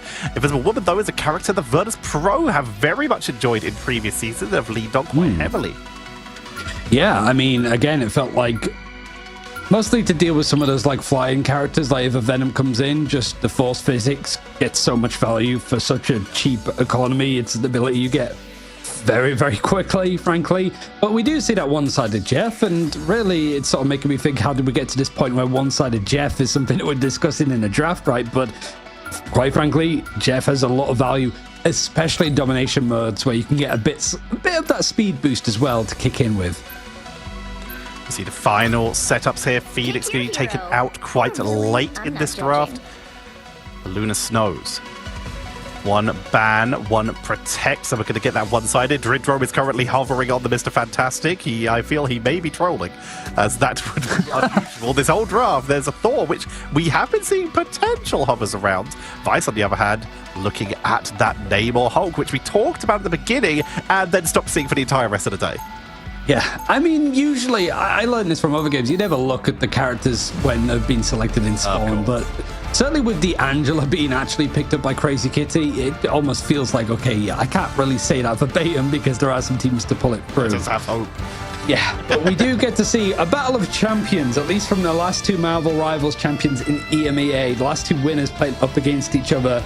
There's a lot of asterisks and context added on top of that, but the expectation is clear. Virtus Pro, in these kind of games, they typically don't make mistakes, but we know them to make mistakes, so who knows exactly what's going to happen and what they're going to be willing to show. Yeah.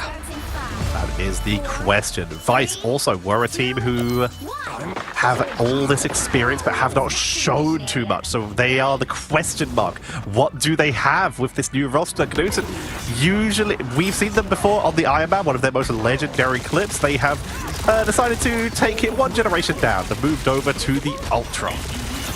And Alligator, I do remember him playing a lot of Neymar in the Invitational for LG, but it has been a while. Cobwebs may be attached to him when playing at this kind of level, and very different draft system for him that he's had to be able to deal with. But you have got the flexibility of Nevix moving in over onto the Venom. Those Vanguards are very much strong in a combination. But everything else is just that triple strategy, something the Virtus Pro were maybe a little bit reluctant to move to whenever they could. Happy to pull it in with a Jeff. Eye on that, giving them the extra sustain they can. They've got the Venom Jeff. Of course, Nevic's going to be having a lovely time. Virtus Pro did not play a lot of Jeff for a while last stage. Now they're finally going to get to bring it out to their best ability. Knudsen dropping the range of Ultra, but Lugia's already fallen, as has Missouri, meaning the front line is evaporated. Knudsen is just pinging away at a full team while their front line is no one left to protect them or stand on the point. Those Gamma Squids doing some damage, but they can't find purchase. It's such a weird fight. It was like maybe, what, 2-3 eliminations total, and it's been 2 minutes, I think, of rolling. But Virtus Pro are just so reserved and coordinated, right? They get control of the point. They don't need to overextend. They have great ultimates now that they're just sat on, pretty much all 6 ready to go. There's no pressure on them currently. Vice is still trying to scramble whatever they can get, and whilst that range of Ultron was good to try to stem the bleeding for Vice, it's just Sparker cleaning up house off the back of one of the 6 ultimates. It's a complete clean wipe and almost 50% on the board already, Tetcher. This is so familiar, seeing Sparker on this Star-Lord, picking people off one by one. This is Season 0, Season 1 stuff. Absolute domination. I agree with this little guy. I don't know their names, as we do see Virtus Pro. Just seeing, yeah, you know what? I know what this is. This is exactly Barry. what we're used to. This is Barry. Hi, Barry. Yeah. Nettie, sorry, we're naming your characters for you. Like, taking it with the bosses at Marvel, but you've got Feast of the Abyss diving in for Nevix. It feels, again, it's the how conservative these teams have been, certainly on domination, to keep ultimates that they just don't need to use. But 6 ultimates on the side of Vice makes me think that this is going to be a hell of a battle. Invisible Boundary trying to keep the team topped up. Knudsen dropped low, trying to get into the Invisible Boundary themselves, but they are able to stay up. That Horde of Proteus for Alqadsiah is at the ready to try and go for the counterplay. Here it comes into the backline, but it's sidestepped beautifully by Virtus Pro. Finds absolutely nothing. Eternal Bond has to be used now. Vice are burning everything to try and create some momentum into the backline as the Invisible Boundary comes out from Saipei to give them that sustain. It's Jeff still at the ready. Simbark Shenanigans keeping the team topped up as Lugi is forced to wrap around, being chased down by Sparker. Relentless pressure from the Star-Lord. Everything the Vice had was pretty much used. It's just that Meteor M the Missouri had, but they get eliminated. It's going to have to be a little bit longer before you can use it up. Rage of Ultron for Knudsen might be helpful, but there's just not enough people alive to even contest the point. They all jumped through the teleport to try to live through the Galactic Legend. So first point taken for Virtus Pro. Again, it felt like it was measured, approached nicely. Vice threw whatever they could in that final fight, but it still wasn't good enough. But they still have at least that Meteor M to go into this next engagement. The problem, however, is that Virtus Pro have 3 ultimates of their own. Yep, Ivor Gamoto, Feast of the Abyss. One death. And still, it's Jeff. Fi has yet not used that the entire time they've started. Yeah, literally only Fi has gone down here. On the other side, again, the only person who has a final hit is Oleg. Everyone else 3 times, 2 times. It's just a little bit. It's what a lot of people going into this would have expected. Virtus Pro, they are a more experienced team. Vice have only just come together, but they're trying to show what they can do. But so far, Virtus.pro, this is what we're used to seeing. Yeah, but it's also like 8k damage done by Oleg, and you've got that team up with Hulk, so it's like a lot of damage that's been done. But it's just that Virtus.pro are so well positioned, and they're running triple strategist for one, but they're able to just farm up the strategist ultimate so quickly. So it's a little bit of a downside for Vice to be outputting that much damage and not get eliminations. You're just feeding the backline. Portal rollout to make sure that they can try and get someone on Vice. Nice and early. Aya, Vagamoto, Lugia, Newton, Zuri, Horde of Proteus for the attempt at a turnaround, but they've actually sustained through this. Meteor M, it's Jeff to try and grab someone. Oleg is going to be absolutely kidnapped. Going to try and take them towards the edge of the map to at least get them out of here. Do they have that aquatic blessing? No, they don't. They go down. Meaning that the point is going to be picked up by Virtus.pro as they once again get another slightly staggered team wipe. Yeah, I like the place that Vice took that fight, and the Meteor M was really well positioned for Missouri, but you just saw Finzi just having to backtrack. He's played like vanguards, like main tanks with shields for so long. He knows how to position against those kind of threats. And for Virtus.pro now, it's just sitting pretty. You've used a good amount of ultimates in these past couple of engagements. You've got your strategist backline sat on 2 of the main ones to keep yourself good. But it's the fact that Sparker's farming these Galactic Legends so quickly that's going to feel really good for them now that they hit 20%. They're already charged up, like you said. They're holding the point effectively. They have a Fate of Both Worlds. They have Invisible Boundary, all the defensive tools. But Ken, Invisible Boundary at the ready as well. Baby Bat, that she has that Eternal Bond here for the extra stain. Oleg taking that once again. Galactic Legend, 1 by 1. Invisible Boundary does actually allow them to sustain on through and take out Sparker. It's going to be a 1-for-1. And if Vice is going to do anything, now would be the time. Yeah, look at Canute and just hovering over the battle. You do get the Fate of Both Worlds out from Tridro. And that Eye of Agamotto, it catches onto one Baby Bat that was using the Eternal Bond, so it might have even interrupted it before you could get too much going for it. But that's 2 of the strategist ultimates used at the same time. Rageabletron has concluded and ended with a pick onto Sparker. But there's still, like, it's not only the fact that Vice are getting the picks, but look how much progression they're making onto actually taking this objective away from Virtus.pro. It's pretty much next to none.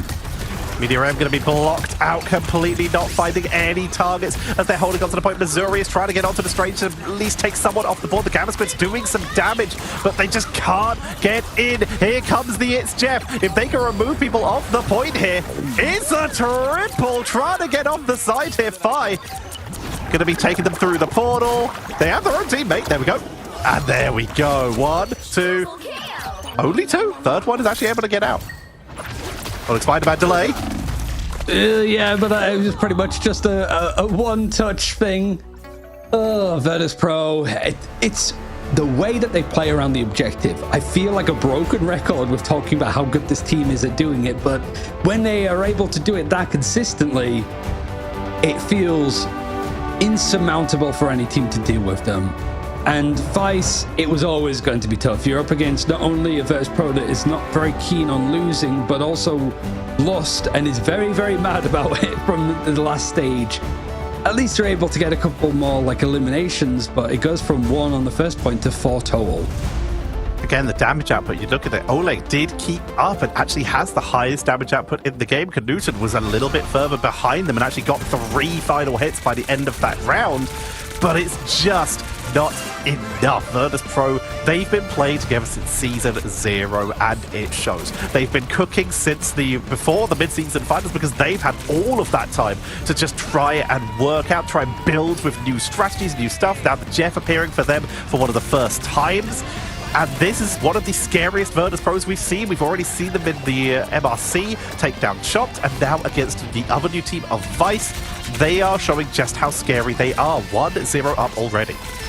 I think it says a lot too, like no roster changes, the org hasn't dropped them, everybody seems to be happy with the course that Virtus.pro have been on. But it is that case of like, my God, being a fly in a room in that Virtus.pro conversation after they didn't qualify and just being like, okay, where did we go wrong? Like, we need to stop this, like, crap from happening again. You know what I mean? Like, we need to make sure that we don't make these same mistakes because it's frustrating to be so good up until that final moment. So this Virtus.pro team, I don't think they're going to take any prisoners so far, and Vice are unfortunately the first name on that list to cross off for them as they make their way up the bracket. I don't remember which player it was, but one of the Virtus Pro players after the MRC that we cast together, they tweeted out just like, I way prefer this ban system to the Ignite No doubt. one. Yeah, you haven't lost on it. Kind of shows for Virtus Pro. They've still not lost on that ban system, but it certainly is obvious that they've taken the time to cook on this new one. Since stage 1, their drafts have evolved so drastically, and we still have at least minimum 1 more map to see more, potentially 2 if Vice are able to bring it back. So don't go anywhere. Can Virtus Pro close it out, or will Vice begin to tighten and take us to a map number 3? Find out after this.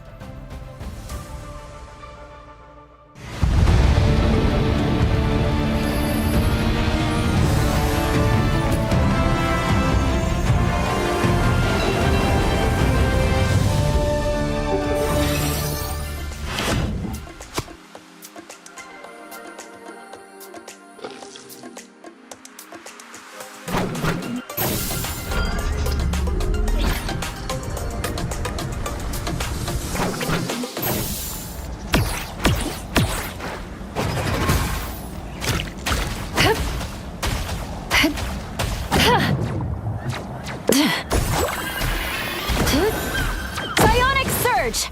Force Burst! Disappear!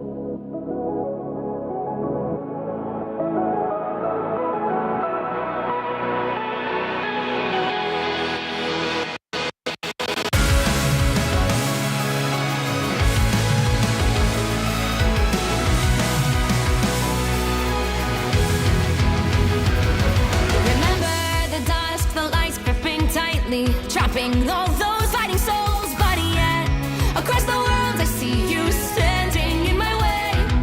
And remember the time, the place we used to fight, like the sun and moon. And I wonder if ever there was a time that we were friends. The night has fallen, shadows looming, and yes, that time has come for me to seek you out. We are set now for our last reunion. Break the chains, find your way, come find me.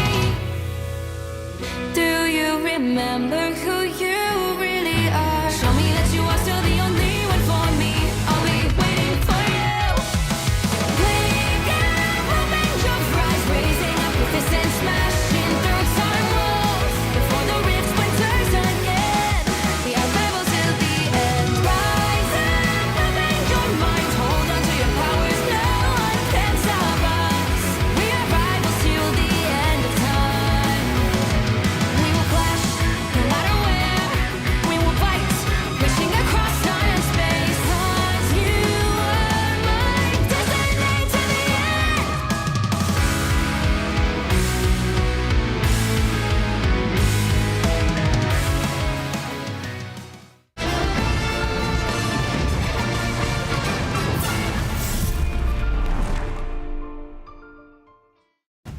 The script for these kind of games, Tetra, I think for Virtus Pro tends to be a little bit quiet, I suppose. It's a pretty emphatic, like, first point domination win for them, as expected. And much like we've seen today, Vice have the chance to take us to a map of their choice, but much like we've seen, it's typically ended in 2-0s all day today. It really has, although we have seen several opportunities where teams have very nearly made it back into series. We have yet to see our first 2-1 in EMEA, but we've got a little close from time to time. The question is, do Vice have what it takes to be the first team to do that versus Virtus Pro, a team that you can probably count the amount of maps total that they have dropped on one hand? Yeah, it's every time I think about it, I'm just like, why? I almost feel bad for just keep harping on like Virtus Pro being like always the bridesmaid, never the bride, but there isn't much to really lament about them, frankly. It's a squad that has just pretty much always won, and then suddenly, when it matters, stopped winning, and we're still trying to work out why. But if you go for the king, you better not miss. And quite frankly, some of the teams against the king of Virtus.pro have connected nicely. I just don't know if Vice have enough about them to do it, but taking them to Midtown, traumatic maybe for Virtus.pro as a map. Very much so. This is a map that means a lot to them, and a lot of that comes from Berber Patapim, aka Citadel Gaming nowadays, from last season. Go back and watch that series, by the way. It was spectacular. But looking at this draft phase we head on in, we immediately start to see some more Vanguards being targeted in the ban phases. Of course, Spawn Hold becomes a little bit more viable, but Adam sneaking through so quickly. I'm not surprised, really. Whilst Vice aren't defending first, it's a play to go for, and you do have the protection of, like, basically being able to ban out the Adam Warlock, so only one side's going to get it. And it's interesting to see that Virtus.pro have not only protected the Invisible One, which they've done a little bit, but just going for such an aggressive, like, non-mirrored pick and ban, right? Like, even when the Invisible One was a lot stronger with the ultimate, it felt you wouldn't go that aggressive, but I guess it makes sense.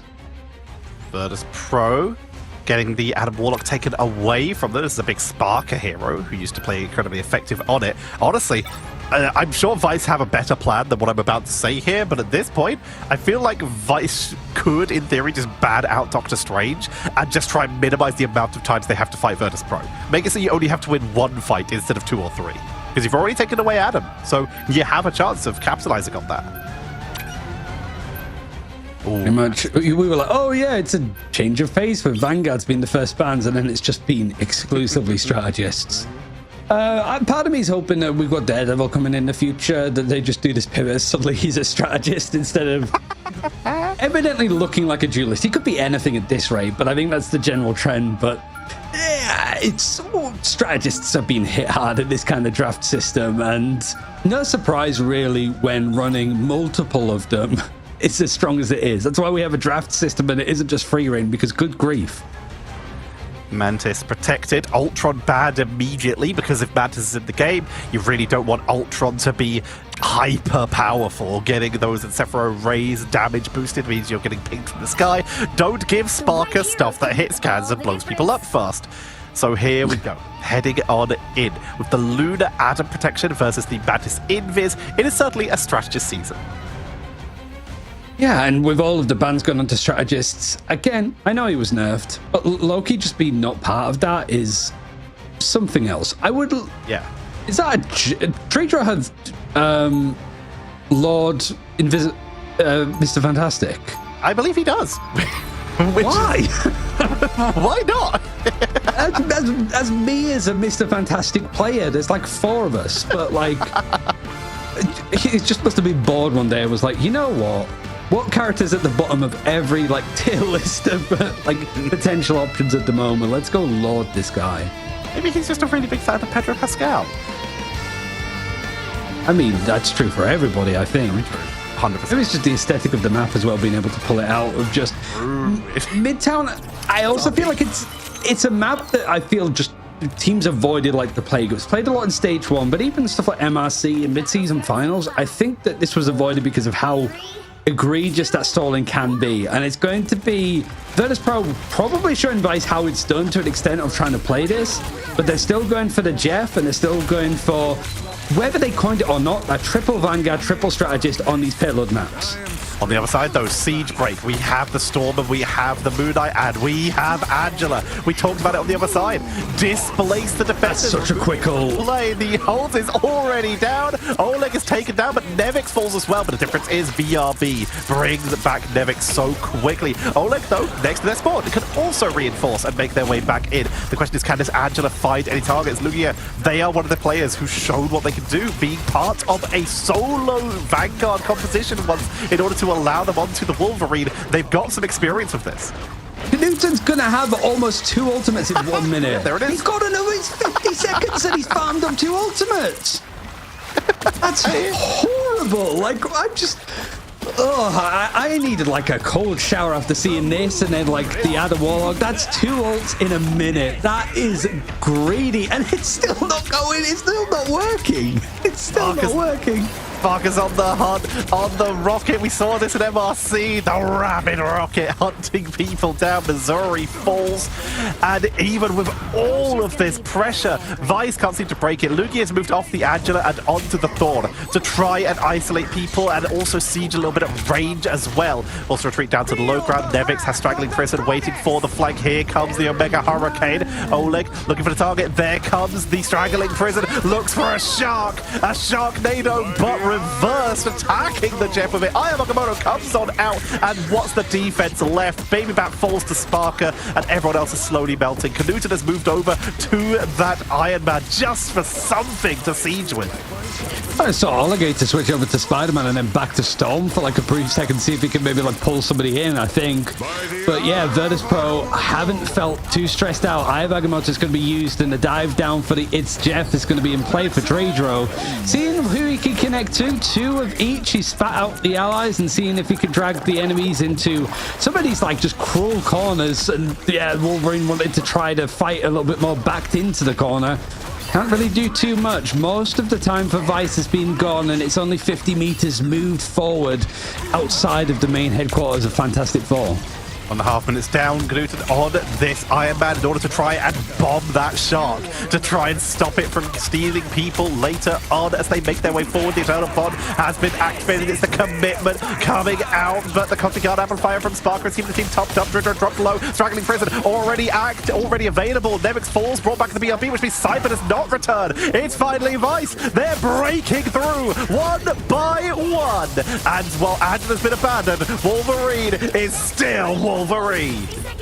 It's a good adjustment. It was like the 3rd character that Lugia wanted to switch over to, but better late than never. Able to at least break that first point hold and get a little bit more space on the point. And Virtus Pro may be thinking that, like, we had still a lot of ultimates to work with. Like, could that fight have gone a little bit better for us? But they're not going to matter too much. They bought so much time. They've wasted so much of resources for Vice. But it's more the case of, like, dealing with what's next. Do you expect them to have 3 ultimates, all 3 duelists ready to go with? And the Aya Nakamoto mostly doesn't catch much. The Invisible Boundary is going to allow these stuns and these connections from Vice to find a little bit more. But it still feels like Virtus Pro are able to engage on this one and actually able to get the picks themselves. Another 2-cap jet, Groot Wall to trap him, and it's another elimination. Dreydro is hungry. 9 seconds to go. Ken has been the one to swap over to the Strange. They're going to try and portal in, but if Dreydro can interrupt with the knockback, no, they take out the shark. He was trying to interrupt it with the knockback to prevent that portal coming, but they were able to catch him. Cypher falls. Suddenly, the numbers once again, and in the opportunity to try and stop this, Virtus Pro may have been off more than they can chew, Jeff, pun intended. And Vice, in overtime, are giving everything they can. Wolverine not finding the target, Nevix onto the point to try and hold this. It's the last-ditch effort.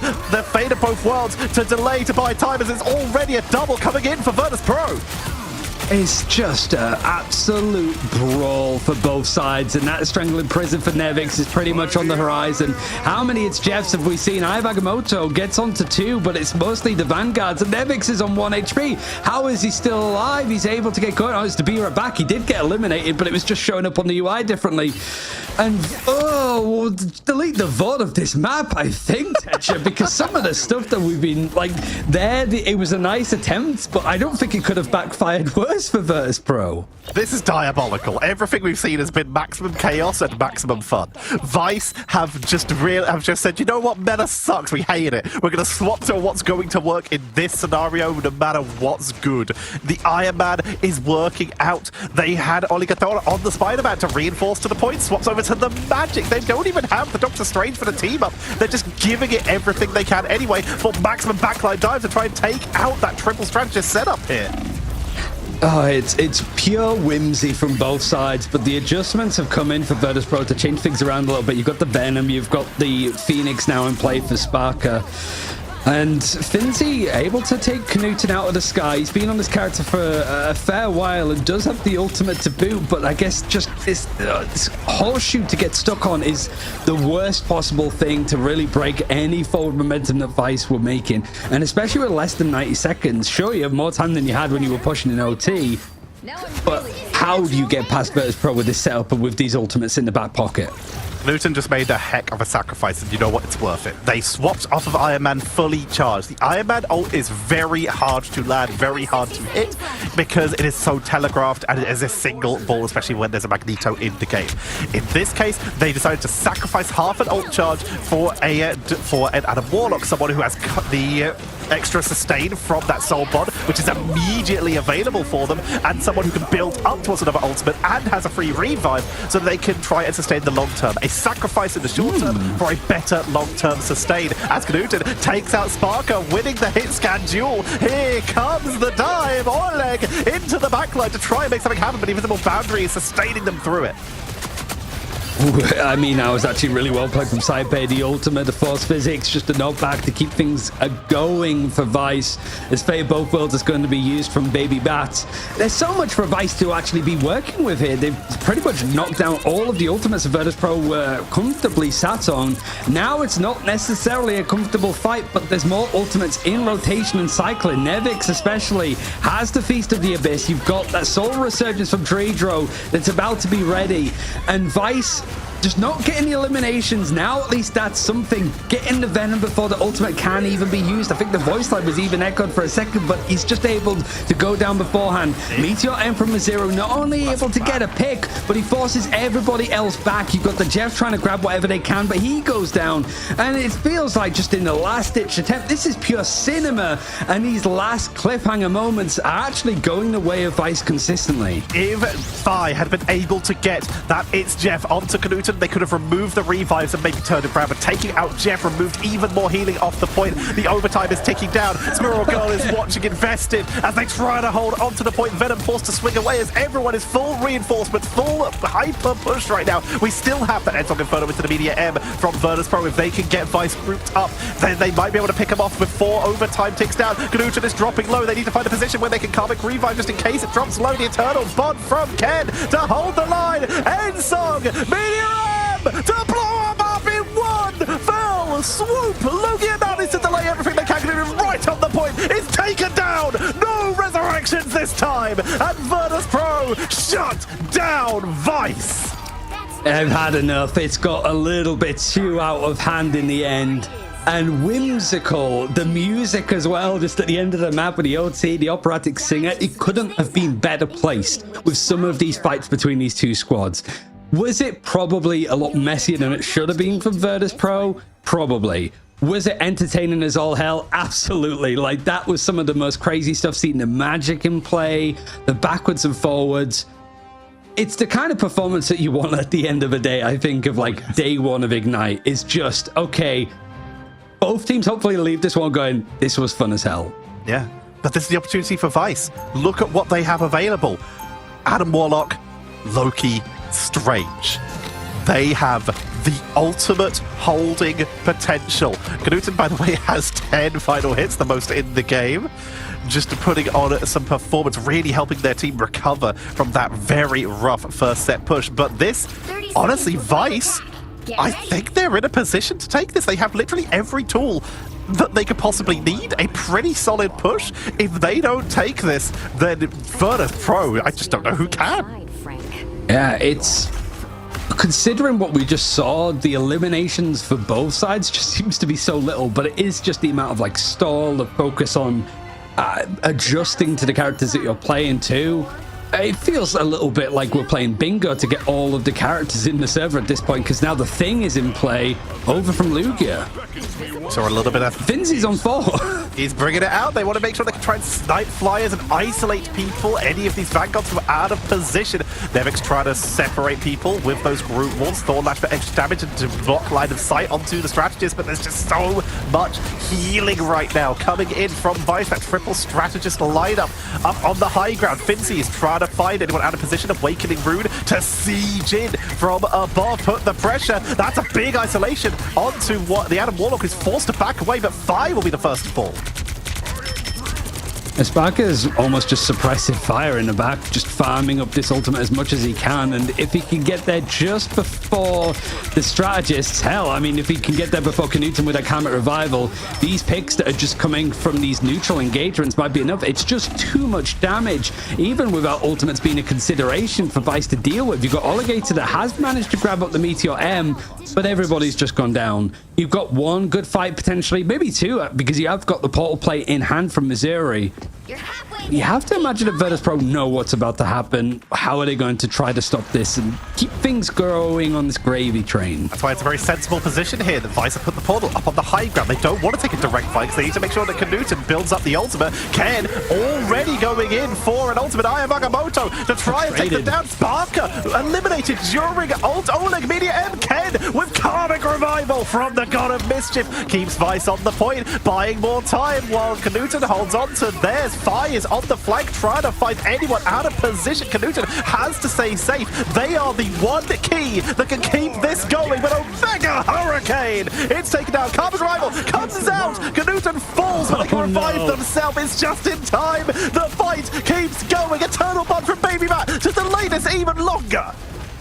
It's still Virtus.pro, nobody's gone down, and whilst you've got the Eternal Bond that's allowed some space, a bit of a runway for Vice to run onto the objective, it means that people are split out. You could sort of see that it's almost like two separate groups of Vice players on this attacking defensive side, being broken apart potentially. Nevix with the Strangler Prison might want to pull them all the way back in. Invisible Boundary just on the cusp too. It's going to help Virtus.pro clean up house as and when needed, and Vice just don't have the steam. They don't have the ultimate and Eye of Agamotto, but that's not really there with the follow-through, and Sparker almost has another final judgment, just in case it was needed, frankly, Tetcher. 4 fights is not enough. Nevik says no, 4 is enough. Just sets up the wall, they're done with this. Make sure that no one can rush back to the point with any of the fast characters. It's all about just securing this first push.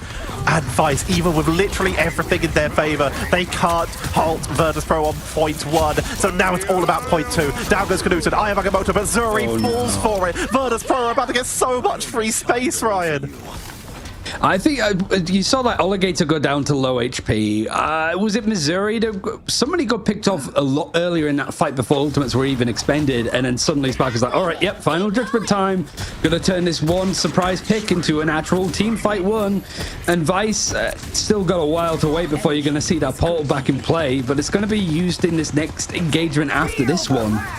It's Virtus.pro just sat on so much as well. Omega Hurricane's going to be the thing, and it's going right into that backline, carving through everybody, and before Vice can even the nerves can fire to realize what's going on, it's done. They're not going to have anybody to touch. They're using the Eternal Bond to just buy every extra second, but with 6 people targeting you, no one is close. Alligator tries to swing in, but cannot reach Virtus.pro with 2 minutes 38 to go, are able to claim map number 2, and they will move on in the upper bracket. It's been all 2-0s across the board, and yeah, the general gist has been the teams that did well last stage playing against new faces, new orgs, new roster moves. It's the team that was typically very good, looking strong. I guess the most surprising element was just how much of a circus that map was. It was entertaining. I wouldn't say it was badly played by either side. It was just 2 ultimates from the Moon Knight, from Knudsen, the nice attempt, I suppose, of the Jeff stall that just ends a little bit weirdly, and just the musical chairs of all of the heroes in play. You can't say that this meta's boring with all of the characters that we saw over on this part of Midtown. Big shout out to Fincy. We didn't get as much of a chance to talk about it because so much was happening. But bringing out the Thor, oh my god, that wall to block, by the way. But bringing out the Thor with the Storm to use the God of Thunder to give enough damage. It's kind of like the Psylocke Venom combo, to do enough damage to ensure that the Omega Hurricane gets the finishing blow, and to stun them at the end with the new upgrade to that God of Thunder means that they could go for these quick blow-ups, utilizing that combo on everyone in the backline and to capitalize on maximum duration of Omega Hurricane. Beautifully executed by Virtus.pro on their strategy that, well, we didn't see coming.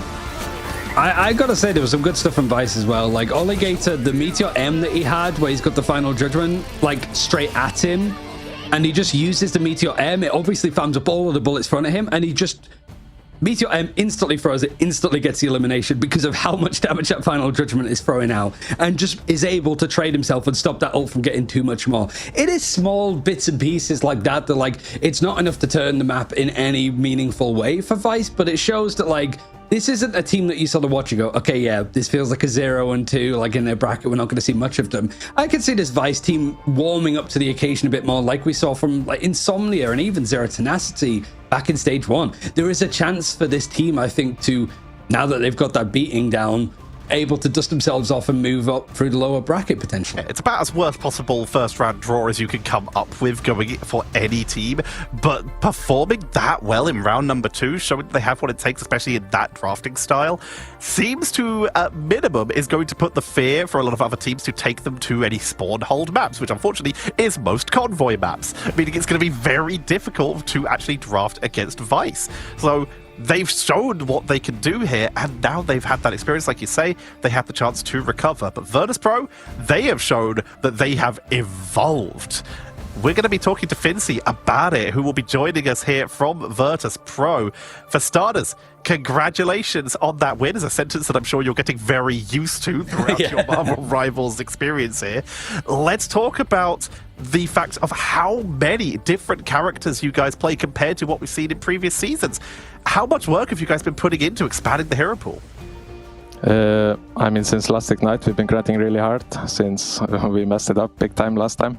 So we want to make sure it doesn't happen again. So yeah, we've been practicing new heroes, new strats, new everything. Because of talking about stage 1, just narrowly missing out on Chengdu and stuff, you didn't make any roster moves, but I imagine that, like, you guys, Blaney, like everybody from Virtus.pro sat down, words must have been said, right? But you guys to make no changes to go like, okay, we want to continue with this.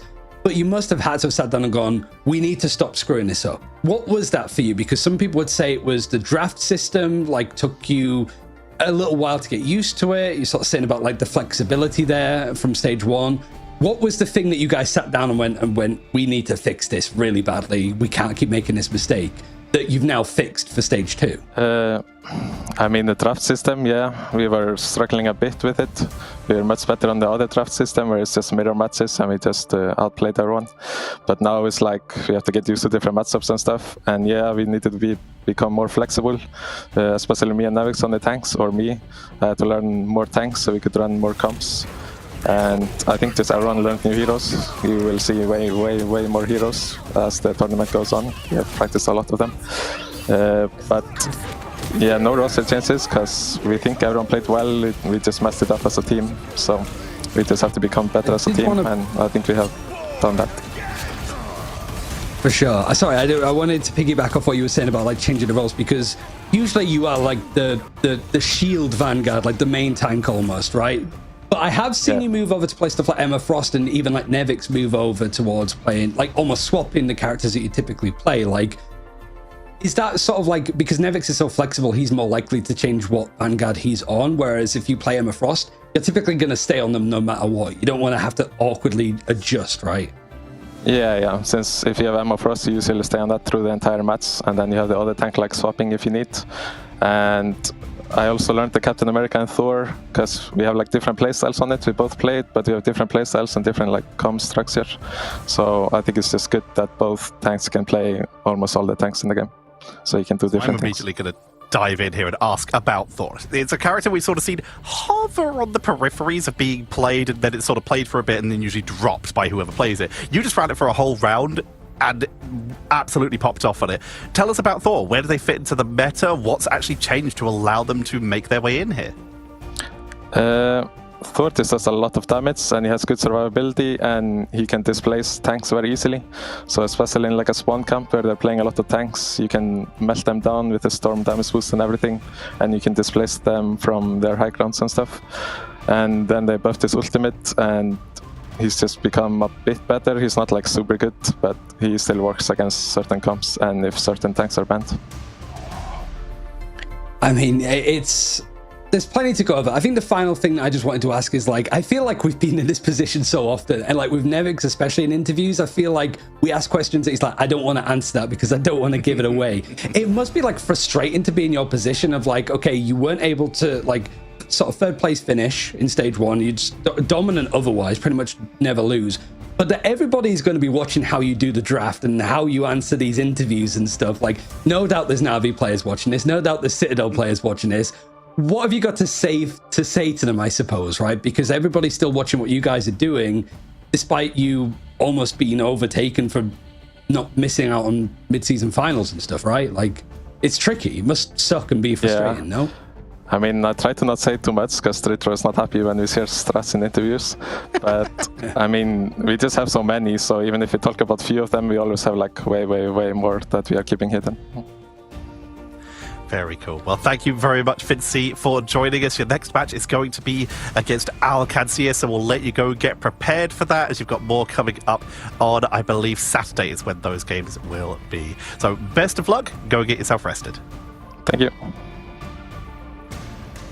And that is beginning to become the end for us today as well, Ryan, as that was our final series of the day. And for once, we don't get to say, go watch the Americas games after this, because they start next week. So those of you who are waiting for those, just bear in mind, next week is when Americas and OCE will be starting. So we'll get to see after the incredible mid-season finals performance. I'm sure a lot more people will be watching for the OCE games. Here is the bracket as it stands in Group A, with Citadel Gaming versus Chopped, a matchup we've yet to see. I mean, it's really the only team from the top ones that Chopped haven't really ran into yet. So it's definitely an upper bracket game playing for playoffs that you want to be watching, because I don't think either team have really much of a gauge on how it's going to go realistically.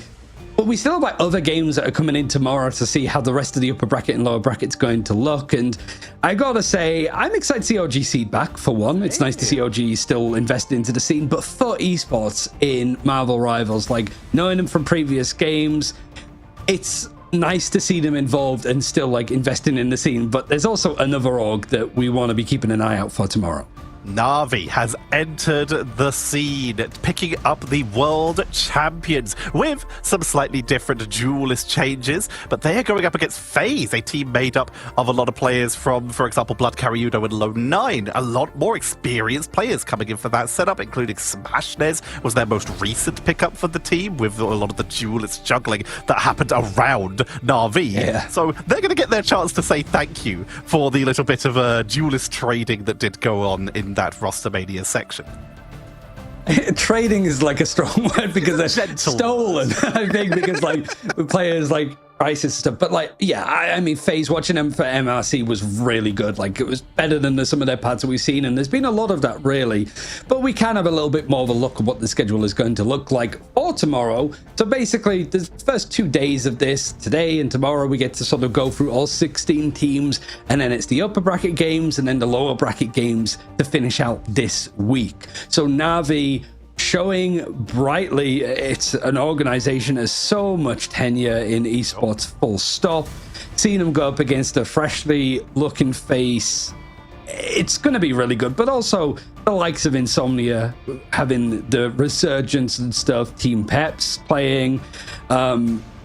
It's old faces versus new faces a lot again, and certainly like for esports, glad to see them involved. Just full stop. I can't wait to watch them play. Revived is actually a team that I'm really interested to see. Their players have a little bit more experience than some might realize, as I'm sure the casters tomorrow will be talking about that. But for now, that is it for today's EMEA broadcast. We have so many more games coming up for you. Remember, the broadcast is on Thursday to Sunday, so all of those days we'll be bringing you more. Legne and Moxie will be joining you tomorrow to bring even more exciting matchups. Ryan, which match are you looking forward to the most? Oh, I don't know. They're all pretty good. I think today there was certainly like the one that mostly one-sided, but that Alqadsiah game was like, okay, that could be a close one. Tomorrow, it's hard. I don't think it's going to be a straightforward day. I'd be really surprised if it's like today that it's all 2-0. That's the main thing. I just couldn't tell you which of the four is going to be the giga banger to keep an eye out for the first round of games. I'm right there with you. There's a load, like I said, I really am excited to see Revived going to be playing in Ignite. I'm really excited to see the new Team 1, aka Na'Vi, play against another super roster of FaZe coming in here. There's so many incredible games waiting for you all tomorrow. But for now, from me and Ryan, that is going to be it. So make sure you head into the game, pick up some skins, go try out the arcade. And if you're playing on PS4, please tweet at us because we'd love to hear the PS4 player hype of the potential future Ignite pros coming in from that generation of console would be awesome. Especially if you stomp some players on PC and as well. We want to hear those stories as well because they're going to be mad for sure. Keep them mad. Well, for now, everybody, thank you all very much for watching. This has been Marvel Rivals Ignite EMEA Day 1, Week 1 of Phase 2. Tomorrow, we'll have even more games, so make sure you tune on in. Make sure you follow the channel and ring that bell so you can see when those games do go live. From Ryan and I, thank you all very much for watching, and see you all next time.